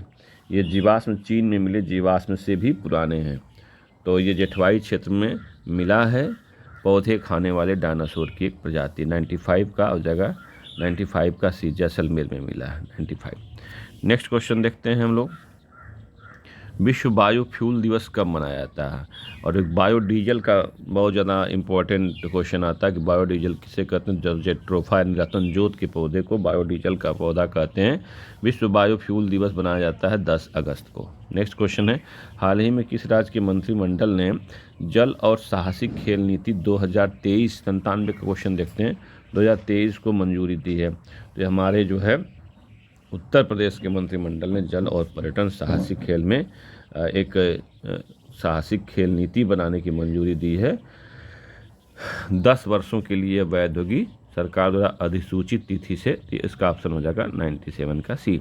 हाल ही में अपीडा ने हवाई मार्ग में किस देश को ताज़ा अनार की पहली परीक्षण शिपमेंट निर्यात की, है ना? किस देश को निर्यात किया गया है ना? तो 98 फलों की निर्यात की संभावनाओं को बढ़ावा देने के लिए कृषि प्रसंस्करण और खाद्य उत्पाद निर्यात प्राधिकरण एपीडा जो है ना, ये क्या है? कृषि प्रसंस्कृत खाद्य उत्पाद निर्यात, है ना, निर्यात विकास प्राधिकरण है जो वाणिज्य और उद्योग मंत्रालय के तत्वाधान में काम करता है। ने हवाई मार्ग से संयुक्त राज्य अमेरिका में ताज़ा अनार की पहली परीक्षण शिपमेंट के निर्यात की सुविधा प्रदान की है। अमेरिका किसको निर्यात की गई भैया? अमेरिका का। 98 हो गया। 99 का क्वेश्चन देख लेते हैं। हाल ही में किसे तटरक्षक क्वेश्चन नंबर 99 हाल ही में किसे तटरक्षक बल के अतिरिक्त महानिदेशक के रूप में नियुक्त किया गया है? तो तटरक्षक बल के महानिदेशक के रूप में नियुक्त किया गया है, अभी मैं इसको बता ही रहा था, क्वेश्चन एस परमेश राव का, नहीं ऑप्शन नंबर सी से होगा। और 100वां है, हाल ही में कौन सी राज्य सरकार गृह लक्ष्मी योजना शुरू करेगी? तो ऑप्शन नंबर ए दिया है असम, बी दिया है कर्नाटक, सी दिया है उड़ीसा और डी दिया है केरल। तो कर्नाटक सरकार ने गृह लक्ष्मी योजना शुरू करने का निर्णय लिया है जो कि प्रगतिशील और एक सशक्त कार्यक्रम होगा। ठीक है, तो इस प्रकार से हम लोगों ने 100 क्वेश्चन तक पहुंच गए। अब हमारी बारी आती है मैथ के प्रश्नों को हल करने की। समय रहते ऐसा ना हो कि मैथ के प्रश्नों को लेकर आप इमोशनल हो जाएं और जो प्रश्न आते हुए आपसे छूट जाएं, तो ऐसा बिल्कुल नहीं करिएगा। जो आपको इजी भी प्रश्न लगे, जिस भी सब्जेक्ट के प्रश्न इजी लगें, आप उनको पहले सॉल्व कर लीजिएगा। तो आइए देखते हैं पहले 36 से 40 प्रश्नों को। क्वेश्चन नंबर 36 देखिए, इसमें जो डाटा दिया हुआ है आपका, ठीक है ना, एक पाई चार्ट बना करके दिया हुआ है। पाई चार्ट आपका दिया हुआ इस तरीके से कि कितने मजदूर काम कर रहे हैं भैया, टोटल एम्प्लाई कितने, 16,700 इन 7 डिफरेंट कंपनी ए, कंपनी बी, कंपनी सी, कंपनी डी में 23, कंपनी ई में 10 और एफ में 15 और जी में 14% लोग हैं। सवाल कह रहा है कंपनी ए और जी को मिलाकर, तो ए और जी को मिलाइए। ए वाला भैया है 13% और जी वाला है आपका 14%, दोनों को मिलाइएगा तो हो जाएगा आपका 27%। ठीक, कह रहा है कि ए और जी को मिलाकर काम करने वाले पुरुष कर्मचारियों की संख्या और कंपनी बी और ई को मिलाकर काम करने वाले पुरुष कर्मचारियों की संख्या के बीच अंतर कितना है। बी और ई, बी का कितना है, बी का परसेंटेज है 7% और ई का परसेंटेज है 7% और ई का परसेंटेज आपका है, ई का परसेंटेज चित्र से देख लीजिए 10%, दोनों मिला के होगा भैया 17%। तो दोनों का अंतर कितना, 27 और 17 का 75, 10% हो गया। तो 16,700 का 10% अगर आप निकालते हैं तो 16,000, है ना, देख लीजिए 27 और 17 का अंतर सीधे मैं निकाल रहा हूँ, अलग अलग निकालने की ज़रूरत नहीं है। 10% आ गया तो 16,700 का 10% है ना, आपका सॉल्व कर लीजिएगा। एक कट हो गया आपका 16,670। अगर ऑप्शन में दिया तो उसको करेक्ट मान लीजिए 36वें का सी। दोनों का अंतर ही पूछा है। ठीक है, आइए देखते हैं 37 क्वेश्चन नंबर 37। आप पाई चार्ट को बिल्कुल ध्यान से रखिएगा, एक बार देख लीजिए। 37 कंपनी सी और एफ को मिलाकर, कंपनी सी और एफ को मिला दिया हमने। सी कितना है हमारा, सी हमारा है 18 और एफ हमारा है 15। सी हमारा है 18 और एफ हमारा है 15। तो सी और एफ को मिला 37 क्वेश्चन नंबर हम लोग सॉल्व कर रहे हैं। 18 सी प्लस एफ आपका हो जाएगा, यानी 18 प्लस 15, सी को देख लीजिए और ये हो जाएगा 15, ये 33% हो गया। ठीक ना। आप देखते हैं डी कितना दिया है, कंपनी डी में काम करने वाले पुरुष कर्मचारियों की संख्या के बीच का अनुपात, और डी दिया है भैया हमारा डी दिया है आपका 23%, है ना, 23% दिया, और ये 33%, दोनों के बीच का अनुपात पूछ रहा है। तो आप बिल्कुल अनुपात निकाल सकते हैं। टोटल एम्प्लाई कितने हैं, 16, किसके किसके बीच निकालना, सी और एफ, और कर्मचारियों की संख्या, डी में काम कर पुरुष कर्मचारियों की संख्या के बीच का अनुपात, ठीक ना। तो 16,700 का 33% जब आप निकालेंगे तो आपका आ जाएगा 5,511, और 16,700 का आप निकालेंगे 23% आप निकालेंगे तो आपका आ जाएगा 3,841।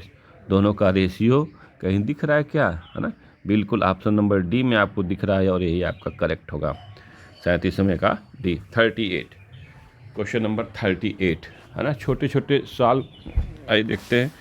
बी और जी को मिलाकर काम करने वाले पुरुष कर्मचारियों की संख्या, तो कितना परसेंट हो जाएगा बी और जी, देखिए। तो बी का दिया है 7% और जी का दिया है 4% और 14%। तो आप लोग बिल्कुल सॉल्व कर सकते हैं। देख लीजिए बी का कितना दिया है, बिल्कुल आप बिल्कुल वॉच करिए। बी का दिया है 7% और जी का दिया है 14%। तो हम लोग 38 क्वेश्चन सॉल्व कर रहे हैं। 38, बी और जी को मिलाकर काम करने वाले पुरुष कर्मचारियों की कुल संख्या, कंपनी ए डी जी को मिलाकर काम पुरुष कर्मचारियों कुल कितने संख्या कितना परसेंट है। तो बी और जी का मिला लिया हम लोगों ने, तो आपको कितना हो जाएगा बी और जी का, 7 और 14 मिलाएंगे 7% और 14% मिलाएंगे तो ये आपका दोनों का हो गया भैया 21% हो गया, ठीक, 21%। और ए डी और जी को मिलाकर, अब ए डी और जी को कर लीजिए, ए प्लस डी प्लस जी तीनों को मिलाइएगा, है ना। तो ए का कितना है 13%, डी का कितना है, डी का 23%, 13 + 23, और जी का आपका परसेंट है +14। इसको आप सम करिएगा, है ना, तो आपका 50% आ जाएगा। 23, 3, 26, 10, 36, 4, 40, 10, 50%, ठीक है। दोनों के बीच का रेशियो पूछा है, तो आप जैसे दिल करे वैसे आप निकाल सकते हैं, है ना। 3,507 और दोनों को निकाल लीजिएगा। 23% निकालेंगे, 16,700 का पहले ऊपर वाला आप निकालेंगे 21%, 16,700 का 21% निकालेंगे, है ना। तो बिल्कुल आपका निकल करके आ जाएगा 700 के 21%, 3,507 आ जाएगा। और 16,700 का 50% आप निकालेंगे तो ये आपका निकल करके आ जाएगा 42%, जो लगभग आपका आ जाएगा 8,350, 8,350 आ जाएगा। तो आपसे यही पूछ रहा है कि इसका यह कितना परसेंट है। 3,507 आया हुआ है, तो 3,507 को पूछ रहा है टोटल कितने में से, 8,350 × 100 कर लीजिएगा, परसेंटेज आपका निकल करके आ जाएगा। ये कट होगा तो आपका आ जाएगा 42%। इसका आंसर 42% आ जाएगा। 38 का ए आपका ऑप्शन सही हो गया। क्लियर है, ठीक है। फिर से आप इसको देख सकते हैं। 38 का बी और जी का निकाल के 21% आया, और 21% जब 16,700 का आप 21% निकालेंगे, 16,700 का सीधे 16,700 का 21% आपने निकाला तो आपका आ जाएगा 3,507 आ गया। फिर 16,700 का 50% निकाला, तीनों कंपनियां जोड़ करके ए बी जी, किसको बोल रहा है, ए डी और जी को जोड़ के जब निकालेंगे तो 16,750 का जो 50% सी का आधा कर लीजिएगा तो आपका हो जाएगा 8,350। दोनों के बीच परसेंटेज पूछ रहा है कि यह इसका कितना परसेंट है। जिसको पूछे वह ऊपर, जिसमें से पूछे वह नीचे, दोनों का गुणा भाग कर लिया, 100 का मल्टीप्लाई किया, 42% आपका काट करके आप चेक भी कर सकते हैं, बिल्कुल आ जाएगा 38 का। नेक्स्ट क्वेश्चन देखते हैं 39।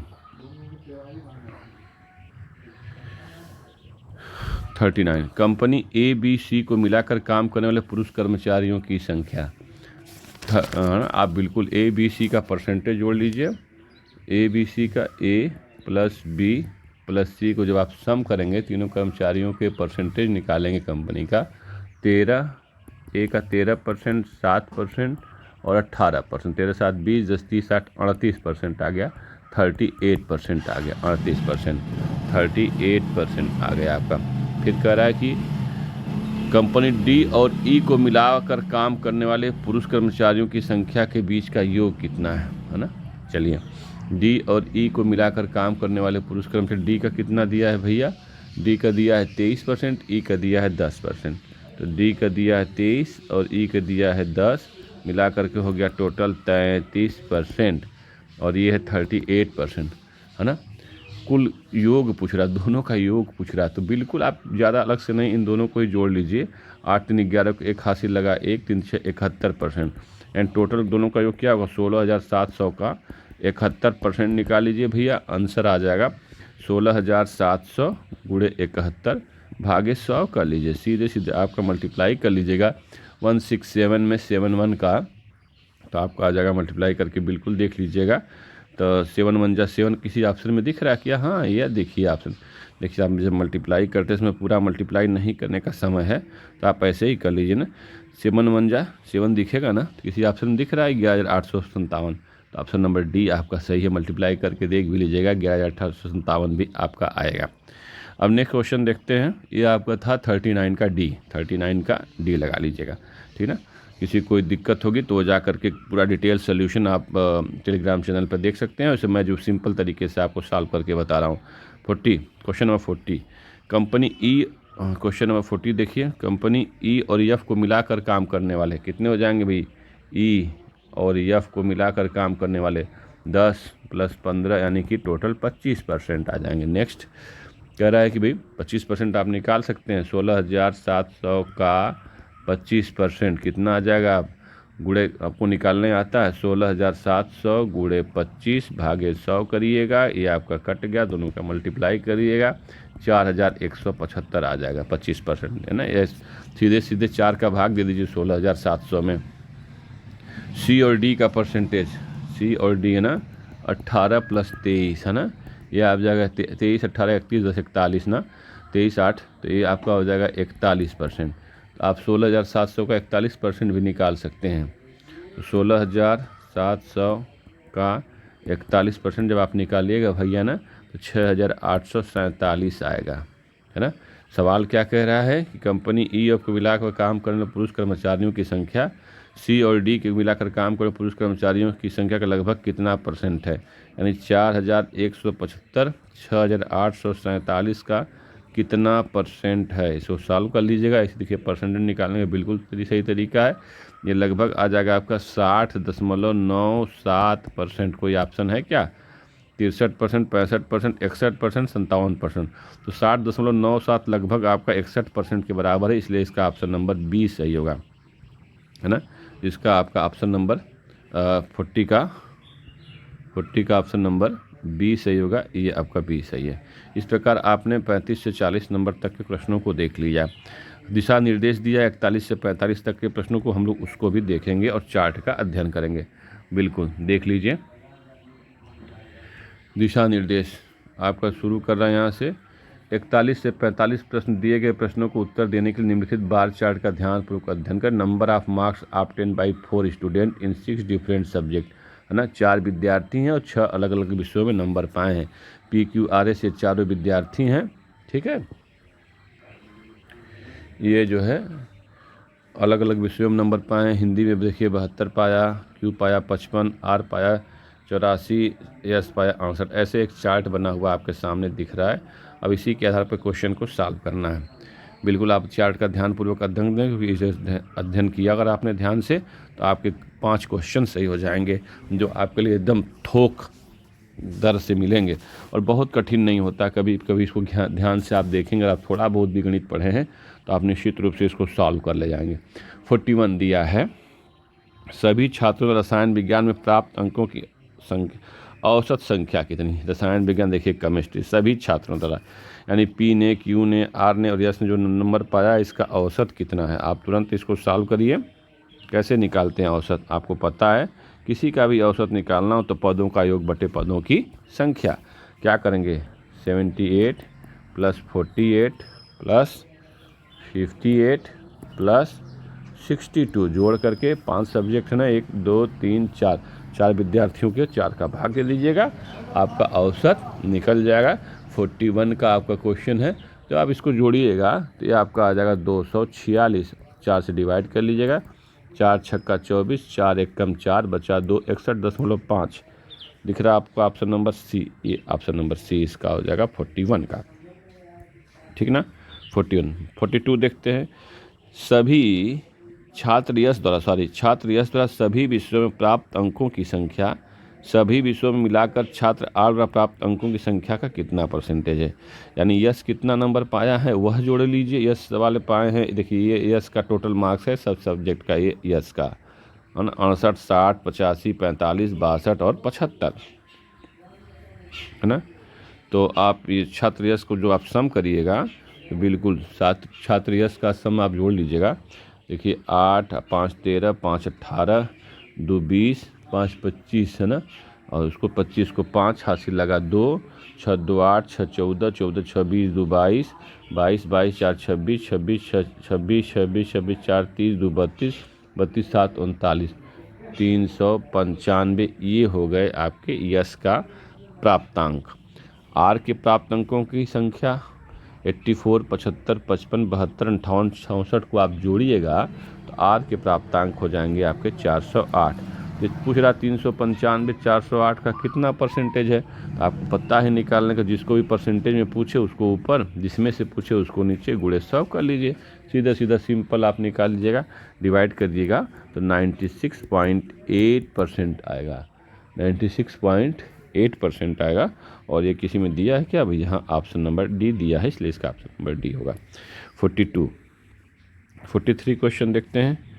क्वेश्चन नंबर 43 देखते हैं। छात्र क्यू द्वारा सभी विषयों में प्राप्त अंकों की संख्या। तो आप चार्ट को दिमाग में बैठाए रखेंगे, आपके सामने पेपर रहेगा, आप सॉल्व कर सकते हैं।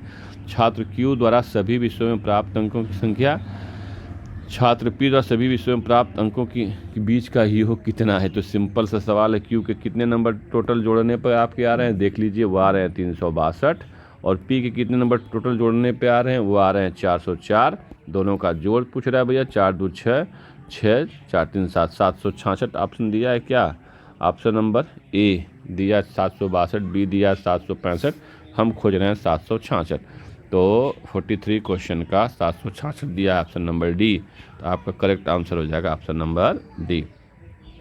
Question number 44। छात्र क्यू और आर द्वारा हिंदी में प्राप्त अंकों की कुल संख्या। छात्र क्यू और 44 क्वेश्चन को आप देखिए, छात्र क्यू हिंदी में प्राप्त अंकों की कुल संख्या। तो केवल हिंदी का लेना भाई, ध्यान रखना, क्यू और आर दोनों का, ठीक ना, हिंदी का खाली लेना है। हिंदी में पाया है क्यू 55 नंबर और आर पाया है 84 नंबर, दोनों का मिला के हो गया 139 नंबर। हाँ जी 39। नेक्स्ट क्वेश्चन में क्या पढ़ रहा है भाई, छात्र पी और क्यू द्वारा 44 देख रहे हैं क्वेश्चन है। छात्र गणित में छात्र पी और क्यू, गणित में पी और क्यू का केवल गणित का लेना है, तो आपका आ जाएगा 86 नंबर ये पाया है और वो 72 नंबर वो पाया, दोनों मिलाएगा ये 158 आ गया है ना, वो 139 आए थे।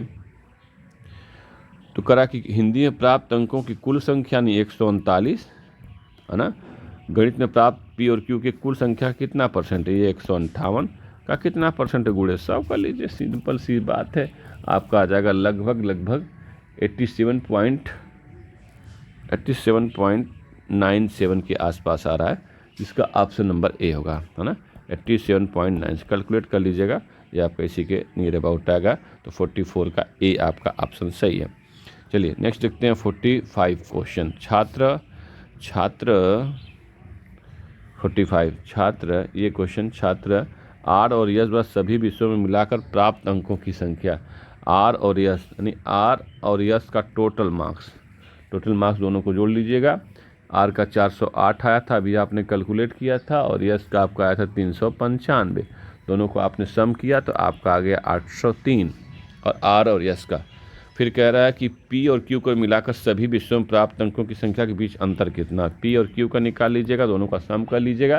पी का है 362 है, क्यू का है 404, दोनों को आप सम करिएगा तो 766 आ गया। पूछ रहा दोनों के बीच अंतर कितना है, तो 803 और 766 का अंतर आप करिएगा तो आप घटा लीजिएगा, सीधे 13 में से 6 गया 7 आएगा। कोई ऑप्शन दिख रहा है क्या लास्ट में 7 दिया हो? ठीक है ना, माइनस कर लीजिएगा तो आज 37 दिख रहा है ना, 37 आएगा आपको। तो ये आपका आंसर आपका हो जाएगा बी, आपका हो जाएगा 37। 45 का ऑप्शन नंबर बी करेक्ट होगा। 37 दोनों का अंतर ही पूछ रहा है। इस प्रकार आपने 45 क्वेश्चन तक सॉल्व कर लिए। 46 क्वेश्चन के लिए आपको एक तालिका दी हुई है। तालिका ही हम लोग देख लेते हैं, तालिका कैसे दी हुई भैया। हाँ, 46 से 50 दिए गए प्रश्नों का उत्तर देने के लिए निम्नलिखित तालिका का ध्यानपूर्वक अध्ययन किए। कोर्ट ए में टोटल नंबर ऑफ एडवोकेट 1160 है, जिसमें मेल 45 हैं, फीमेल 55 हैं। बी में 1480 है, मेल 60% 40। ठीक है, ये कोर्ट का दिया हुआ क्वेश्चन समझ में आ गया। इस तरीके से मेल और फीमेल का आंकड़ा दिया है, टोटल नंबर ऑफ एडवोकेट इसमें दिए हुए हैं। क्वेश्चन देखते हैं हम लोग 46 देखते हैं। कोर्ट सी और डी को मिलाकर काम करने वाले पुरुष अधिवक्ताओं की संख्या कोर्ट ए और बी को मिलाकर काम करने वाले अधिवक्ताओं की संख्या के बीच का अंतर कितना?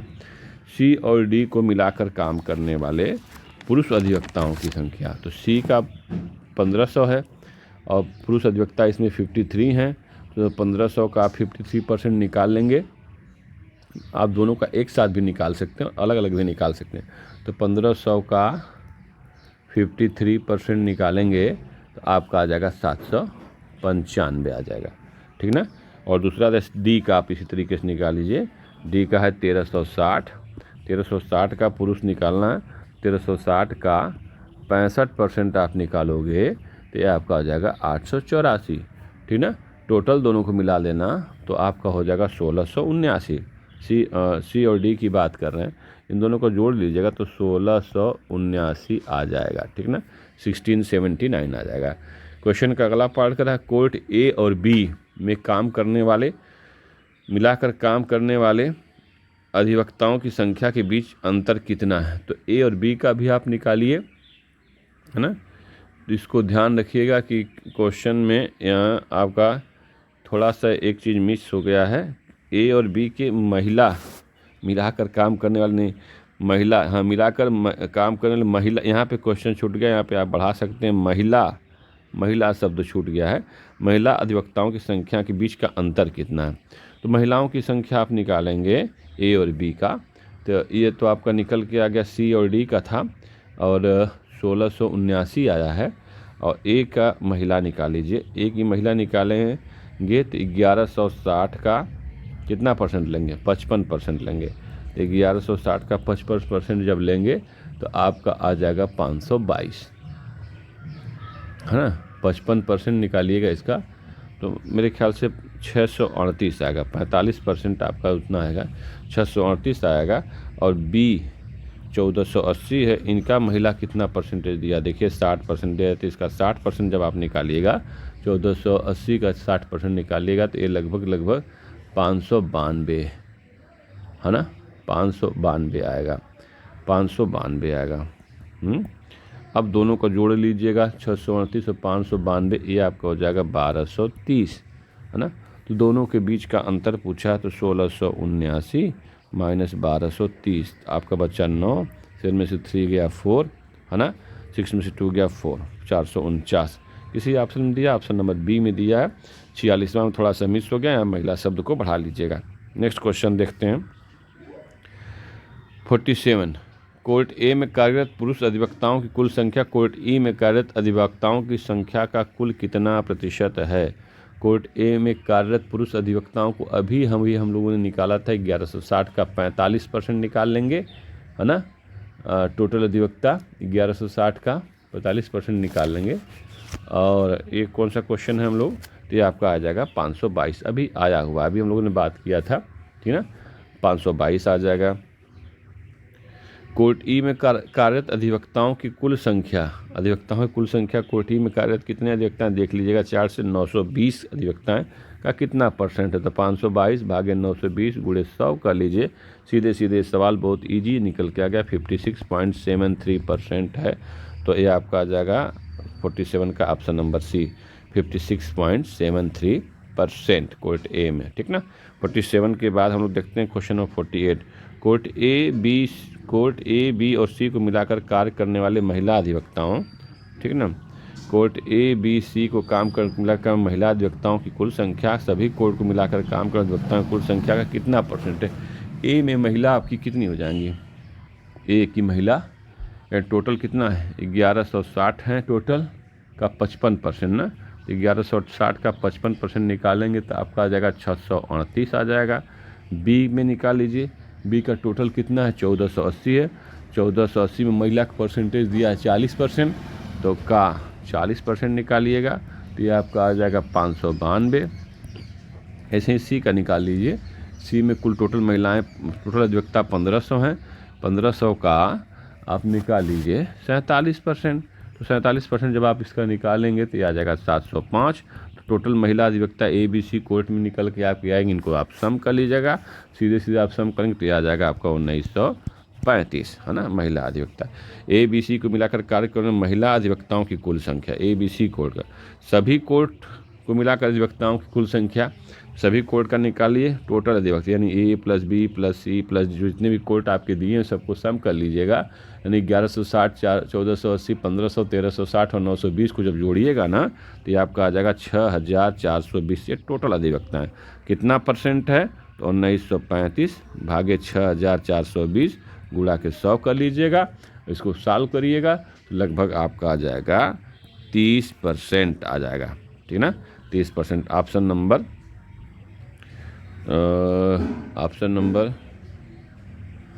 कुल संख्या कितना परसेंट है 48, आपसे 48 का ऑप्शन नंबर देखते हैं 48 जी हाँ इधर दिया हुआ है 48 का, हाँ 30.14%, लगभग आपका 30.14%, हाँ 30% के आसपास आएगा, तो वही 30.14% आपका ऑप्शन नंबर ए हो जाएगा। 49 देखते हैं, 48 क्वेश्चन के बाद 49 देखते हैं, सभी कोर्ट को मिलाकर काम करने वाली महिला अधिवक्ताओं की औसत संख्या कितनी है, सभी महिलाओं का औसत। तो अभी हम लोगों ने ए बी सी का तो निकाला ही था ना, तो 1905 आई थी, 1935 आया था ना, ऐसे ही आप निकाल लीजिएगा, ए बी सी का निकाले ही थे, डी और ई का जब निकालेंगे तो महिला अधिवक्ता 476 और 644 बढ़ जाएंगी, टोटल महिला अधिवक्ता हो जाएंगी आपकी, बढ़ा लीजिएगा उसी में, यही 60 ट्रिक है और क्या 60 ट्रिक है, 3055 टोटल महिला अधिवक्ता आ जाएंगी। 5 कोर्ट हैं इसलिए आप इसमें 5 से भाग दे दीजिएगा, 5 छक्का 30 आपका जगह 5 छक्का 30, आप 5 एक कम 5 5 एक कम 5 611, ये औसत आ गया 611। सभी महिला अधिवक्ताओं की संख्या को जोड़ करके 5 से भाग दीजिएगा, 5 कोर्ट है। नेक्स्ट क्वेश्चन देखते हैं हम लोग, कोर्ट बी में औसत संख्या पूछा था इसलिए आपने कोर्ट बी में कार्यरत पुरुष अधिवक्ताओं की संख्या बिल्कुल आप निकाल सकते हैं। कोर्ट बी में टोटल का 45% था, है ना, या 60% जो भी रहा होगा, 1480 का 60%, आप चार्ट देखिए फटाक से, है ना, 60% पुरुष अधिवक्ता है ना, तो 1480 का 60% निकाल लीजिएगा, 1480 का 60% ये निकल करके आ जाएगा भैया 888, ठीक ना। तो कह रहा है क्वेश्चन कि बी में कार्यरत पुरुष अधिवक्ताओं की संख्या सी में कार्यरत अधिवक्ताओं की संख्या का कितना परसेंट है, और सी में तो काम कर रहे हैं 1500 अधिवक्ता है, कितना परसेंट पूछ रहा है, ठीक ना। 888 भागे 1500 गुणे 100 सॉल्व कर लीजिएगा, जब आप इसको सॉल्व करेंगे ना तो ये आपका लगभग आ जाएगा 59.02 है ना, 59.2 के नियर अबाउट आएगा, डिवाइड कर लीजिएगा, यही आपका ऑप्शन नंबर डी सही होगा, 50 में का आपका डी सही होगा, डी बिल्कुल। अब 51 क्वेश्चन देखते हैं, 51 से 55 तक ये पाई चार्ट दिया हुआ है, बिल्कुल पाई चार्ट के प्रश्नों को हल करना आसान नहीं होता है, आपने समझ लिया, लेकिन आप प्रश्नों को ध्यान देंगे। Percentage wise distribution of cars sold by 6 different company, 6 कंपनियां जो कि कार बेचती हैं 2015 में, क्या दिया है, टोटल नंबर ऑफ कार जो बेची गई 21,800 बेची गई हैं, किसने कितना बेचा, पी ने 17%, क्यू ने 24%, आर ने 7%, यस ने 13%, टी ने 21% और यू ने 18%। इस तरीके से आपकी चार्ट बेची गई, आप बिल्कुल 13% है यस का। टोटल सम करके कभी डाउट हो तो आप टोटल करके 100 में से घटा भी लीजिएगा तो आपका क्लियर हो जाएगा। अगले क्वेश्चन देखते हैं, कंपनी आर द्वारा बेची गई कारों की संख्या कंपनी पी और यू को मिला गई बेची गई कारों की संख्या का कितना प्रतिशत है। आर कितना कार बेची गई, आर देख लीजिए, आर ने PQR ने 7%। क्या करेंगे आप, 21,800 का 7% निकाल लेंगे। 21,800 का 7% जैसे ही आपने निकाला वो आपका निकल के आ जाएगा 1526, है ना। ऐसे ही P और U का निकालिए, है ना। कंपनी P और U को मिलाकर बेची गई। P और U को मिला ही लीजिए पहले, और आपको वो लग रहा टाइम बचाना है तो P का कितना है 17% है और U का कितना 18% है, दोनों को जोड़िएगा 35%, यानी 21,800 का 35% अगर आप निकालिएगा तो ये सीधे सीधे निकालेंगे तो ये आ जाएगा 7,630।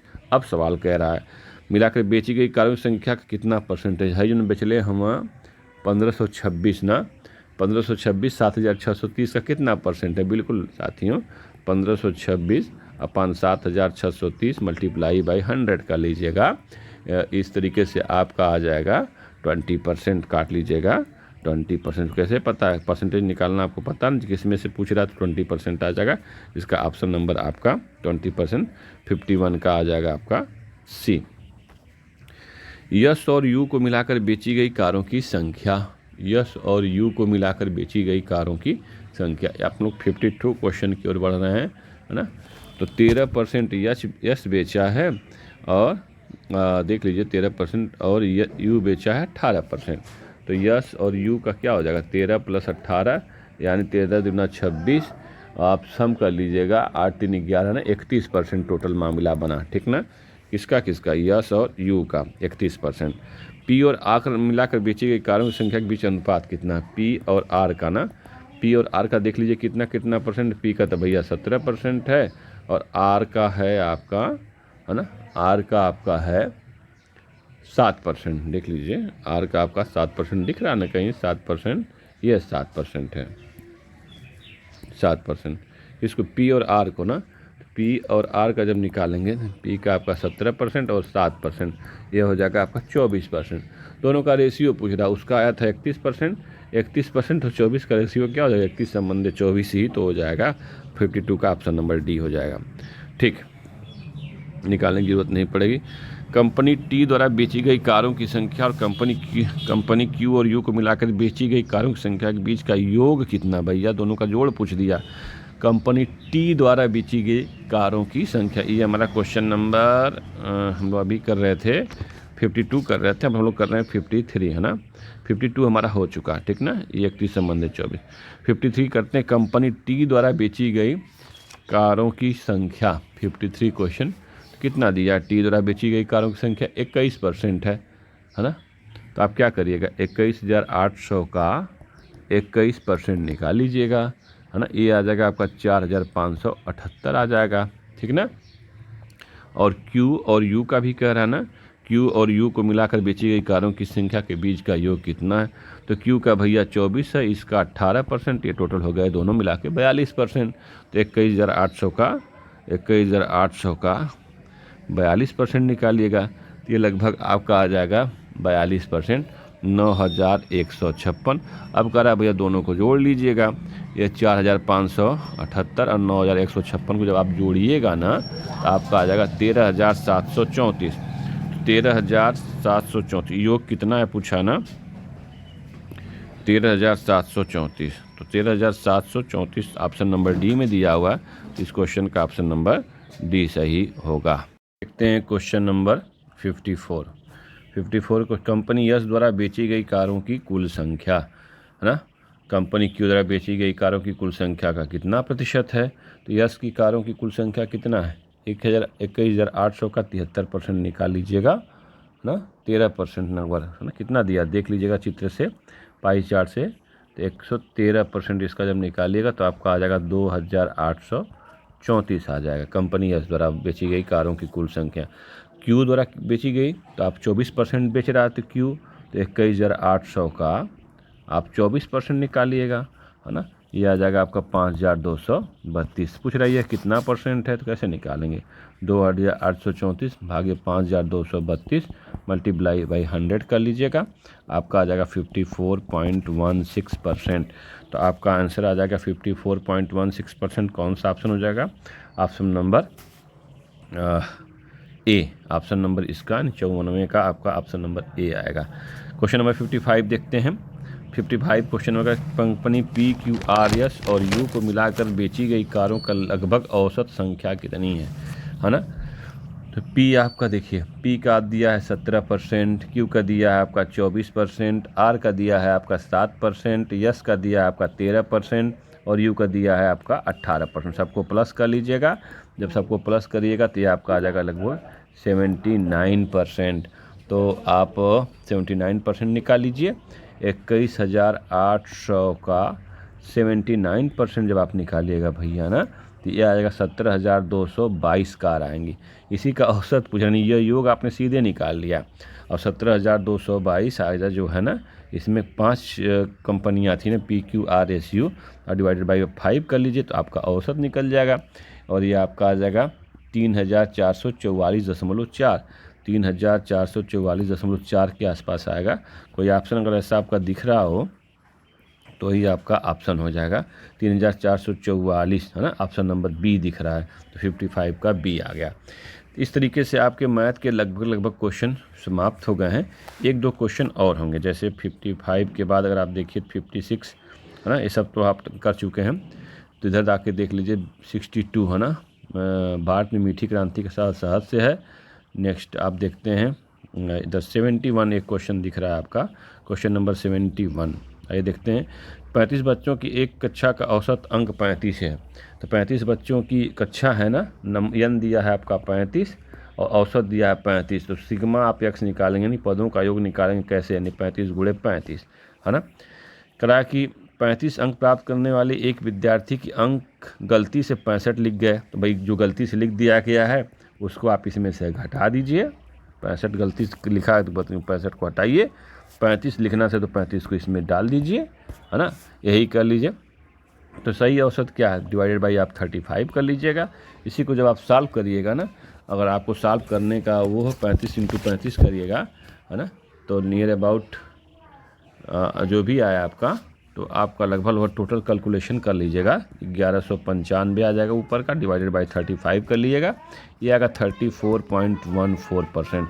ऑप्शन नंबर बी 71 का ऑप्शन नंबर बी सही होगा, ठीक ना। अब आइए देखते हैं 72। 12 बंदर 12 केले 12 मिनट में खा सकते हैं। 12 बंदर 12 केले 12 मिनट में खा सकते हैं, तो कैसे करेंगे। 12 बंदर 12 केले 12 मिनट में खाते हैं। एक बंदर कितना खाएगा आपका ना, एक बंदर तो आपको जाएगा 12 गुणे 12 लगेगा। 12 केले खाने लग, जाहिर सी बात उसको ज़्यादा टाइम लगेगा, 12 गुणे 12, है ना। और एक ही केला रहेगा तो कम हो जाएगा उसका, 12 गुणे 12 बटा के 12 आ जाएगा, है ना। तो 4 बंदर तो मल्टीप्लाई बाई 4 कर लीजिएगा। 4 केले समय कम हो जाएगा, ये सब कट जाएंगे आपस में, कितना आ गया 12 आ गया। इस तरीके से आप कैलकुलेट करिएगा तो आपका आ जाएगा 72वें का 12 मिनट, 72वें का बी। एक पात्र के मिश्रण पानी और दूध 7:5 के रेशियो में है ना। पानी और दूध 7। देखिए इस क्वेश्चन को थोड़ा सा बड़ा है तो इसको पेन लेना की ज़रूरत नहीं है। इसको आप हमारे टेलीग्राम चैनल पर जा कर के डिटेल से इसको आप सोल्यूशन में इसको देख सकते हैं, इसको सॉल्व कर सकते हैं, बहुत डिटेल से इसको सॉल्व कर। देखिए ऐसे क्वेश्चन पे इमोशनल होने की ज़रूरत नहीं, वीडियो का टाइम बढ़ेगा और आपके लिए कंप्लीट सोल्यूशन मिल जाएगा। जो थोड़ा सा हम लोग तुरंत सॉल्व कर सकते हैं, हम उन्हीं क्वेश्चनों को देखना चाह रहे हैं। एक नियमित बहुभुज की 10। नेक्स्ट क्वेश्चन देखते हैं, उसको आप टेलीग्राम चैनल से देख लीजिएगा, मिश्रण और पात्र वाला। ऐसे सवालों को लास्ट में ही करिए जब अगर आपके पास टाइम पर्याप्त बचा हो तो, है ना। यदि एक नियमित बहुभुज की 10 भुजाएं हैं, एक कोई नियमित बहुभुज है, रेगुलर पॉलीगॉन है, उसकी 10 भुजाएं हैं, तो बहुभुज का अंतःकोण ज्ञात कीजिए। कोई भी बहुभुज होता है तो आप पहले बाह्य कोण निकाल लीजिए, अगर बाह्य कोण निकल गया तो अंतःकोण आप निकाल लेंगे।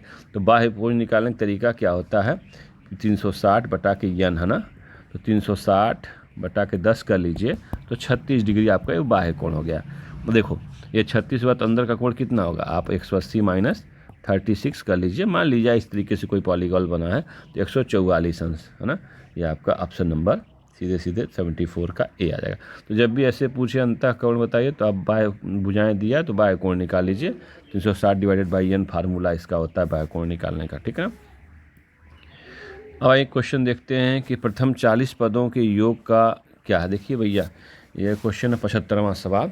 देखिए इसमें 2 श्रेणियां बन रही, ऐसा नहीं है 1 3 4 5 7। इसको ध्यान से आप देखिए तो एक श्रेणी बन रही 1 4 7, है ना। 1 4 7, 10, 13 इस तरीके की बन रही है। दूसरी श्रेणी बन रही है आपकी 3, 5, 3, 5, 7, 3 + 5, 7, 9 दिख रहे बिल्कुल। इस तरीके से आपकी श्रेणियाँ 2 बन रही हैं और कुल मिला के पद दिया है डॉट डॉट डॉट डॉट और ये भी डॉट आगे बढ़ जाएगा। इसमें भी 20 पद हो जाएंगे और इसमें भी 20 पद हो जाएंगे। टोटल का जोड़ पूछ रहा है। इस श्रेणी के 20 पदों का योग और इस श्रेणी के 20 पदों का योग निकाल लीजिए, है ना। तो फार्मूला आप सबको पता है। तो पहले इस श्रेणी का फुल निकालते हैं। 20 पद है ना, आपको फार्मूला है 20/2 ट्वाइस a 2 तिहाई 6 प्लस n-1 यानी 20 - 1 यानी 19 और गुड़े d। सार्वंतर कितना चल रहा है? 2 का अंतर चल रहा है। इसी को आप सॉल्व करेंगे तो आप मल्टीप्लाई कर लेंगे, है ना। इस तरीके से ये 10 आ जाएगा, ब्रैकेट में ये 6 आ गया, 19 दूना के 38 आ गया, 38 6 43 आ गया, 43 दहाँ पे 430 आ गया। इस वाली श्रेणी का योग आ गया 430, है ना। समांतर श्रेणी का योग चल रहा है, ये आ गया आपका 430, ठीक ना। 430 के बाद 430 या 438 6 44 होगा ना, सॉरी 38 और 2 40 4 44 से 440 आ जाएगा, ठीक ना।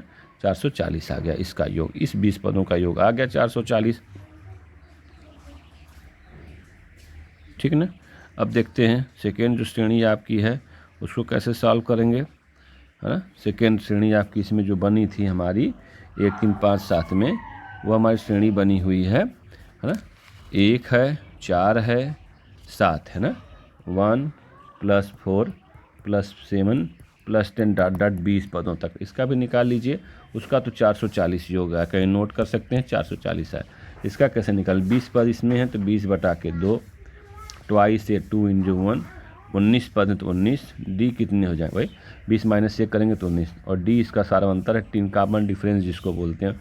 ये 10 2 + 19 3 57, 57 2 59 यहाँ पे 590। इस श्रेणी का योग आ गया 590, 590 और 440 आप सम कर लीजिएगा भैया।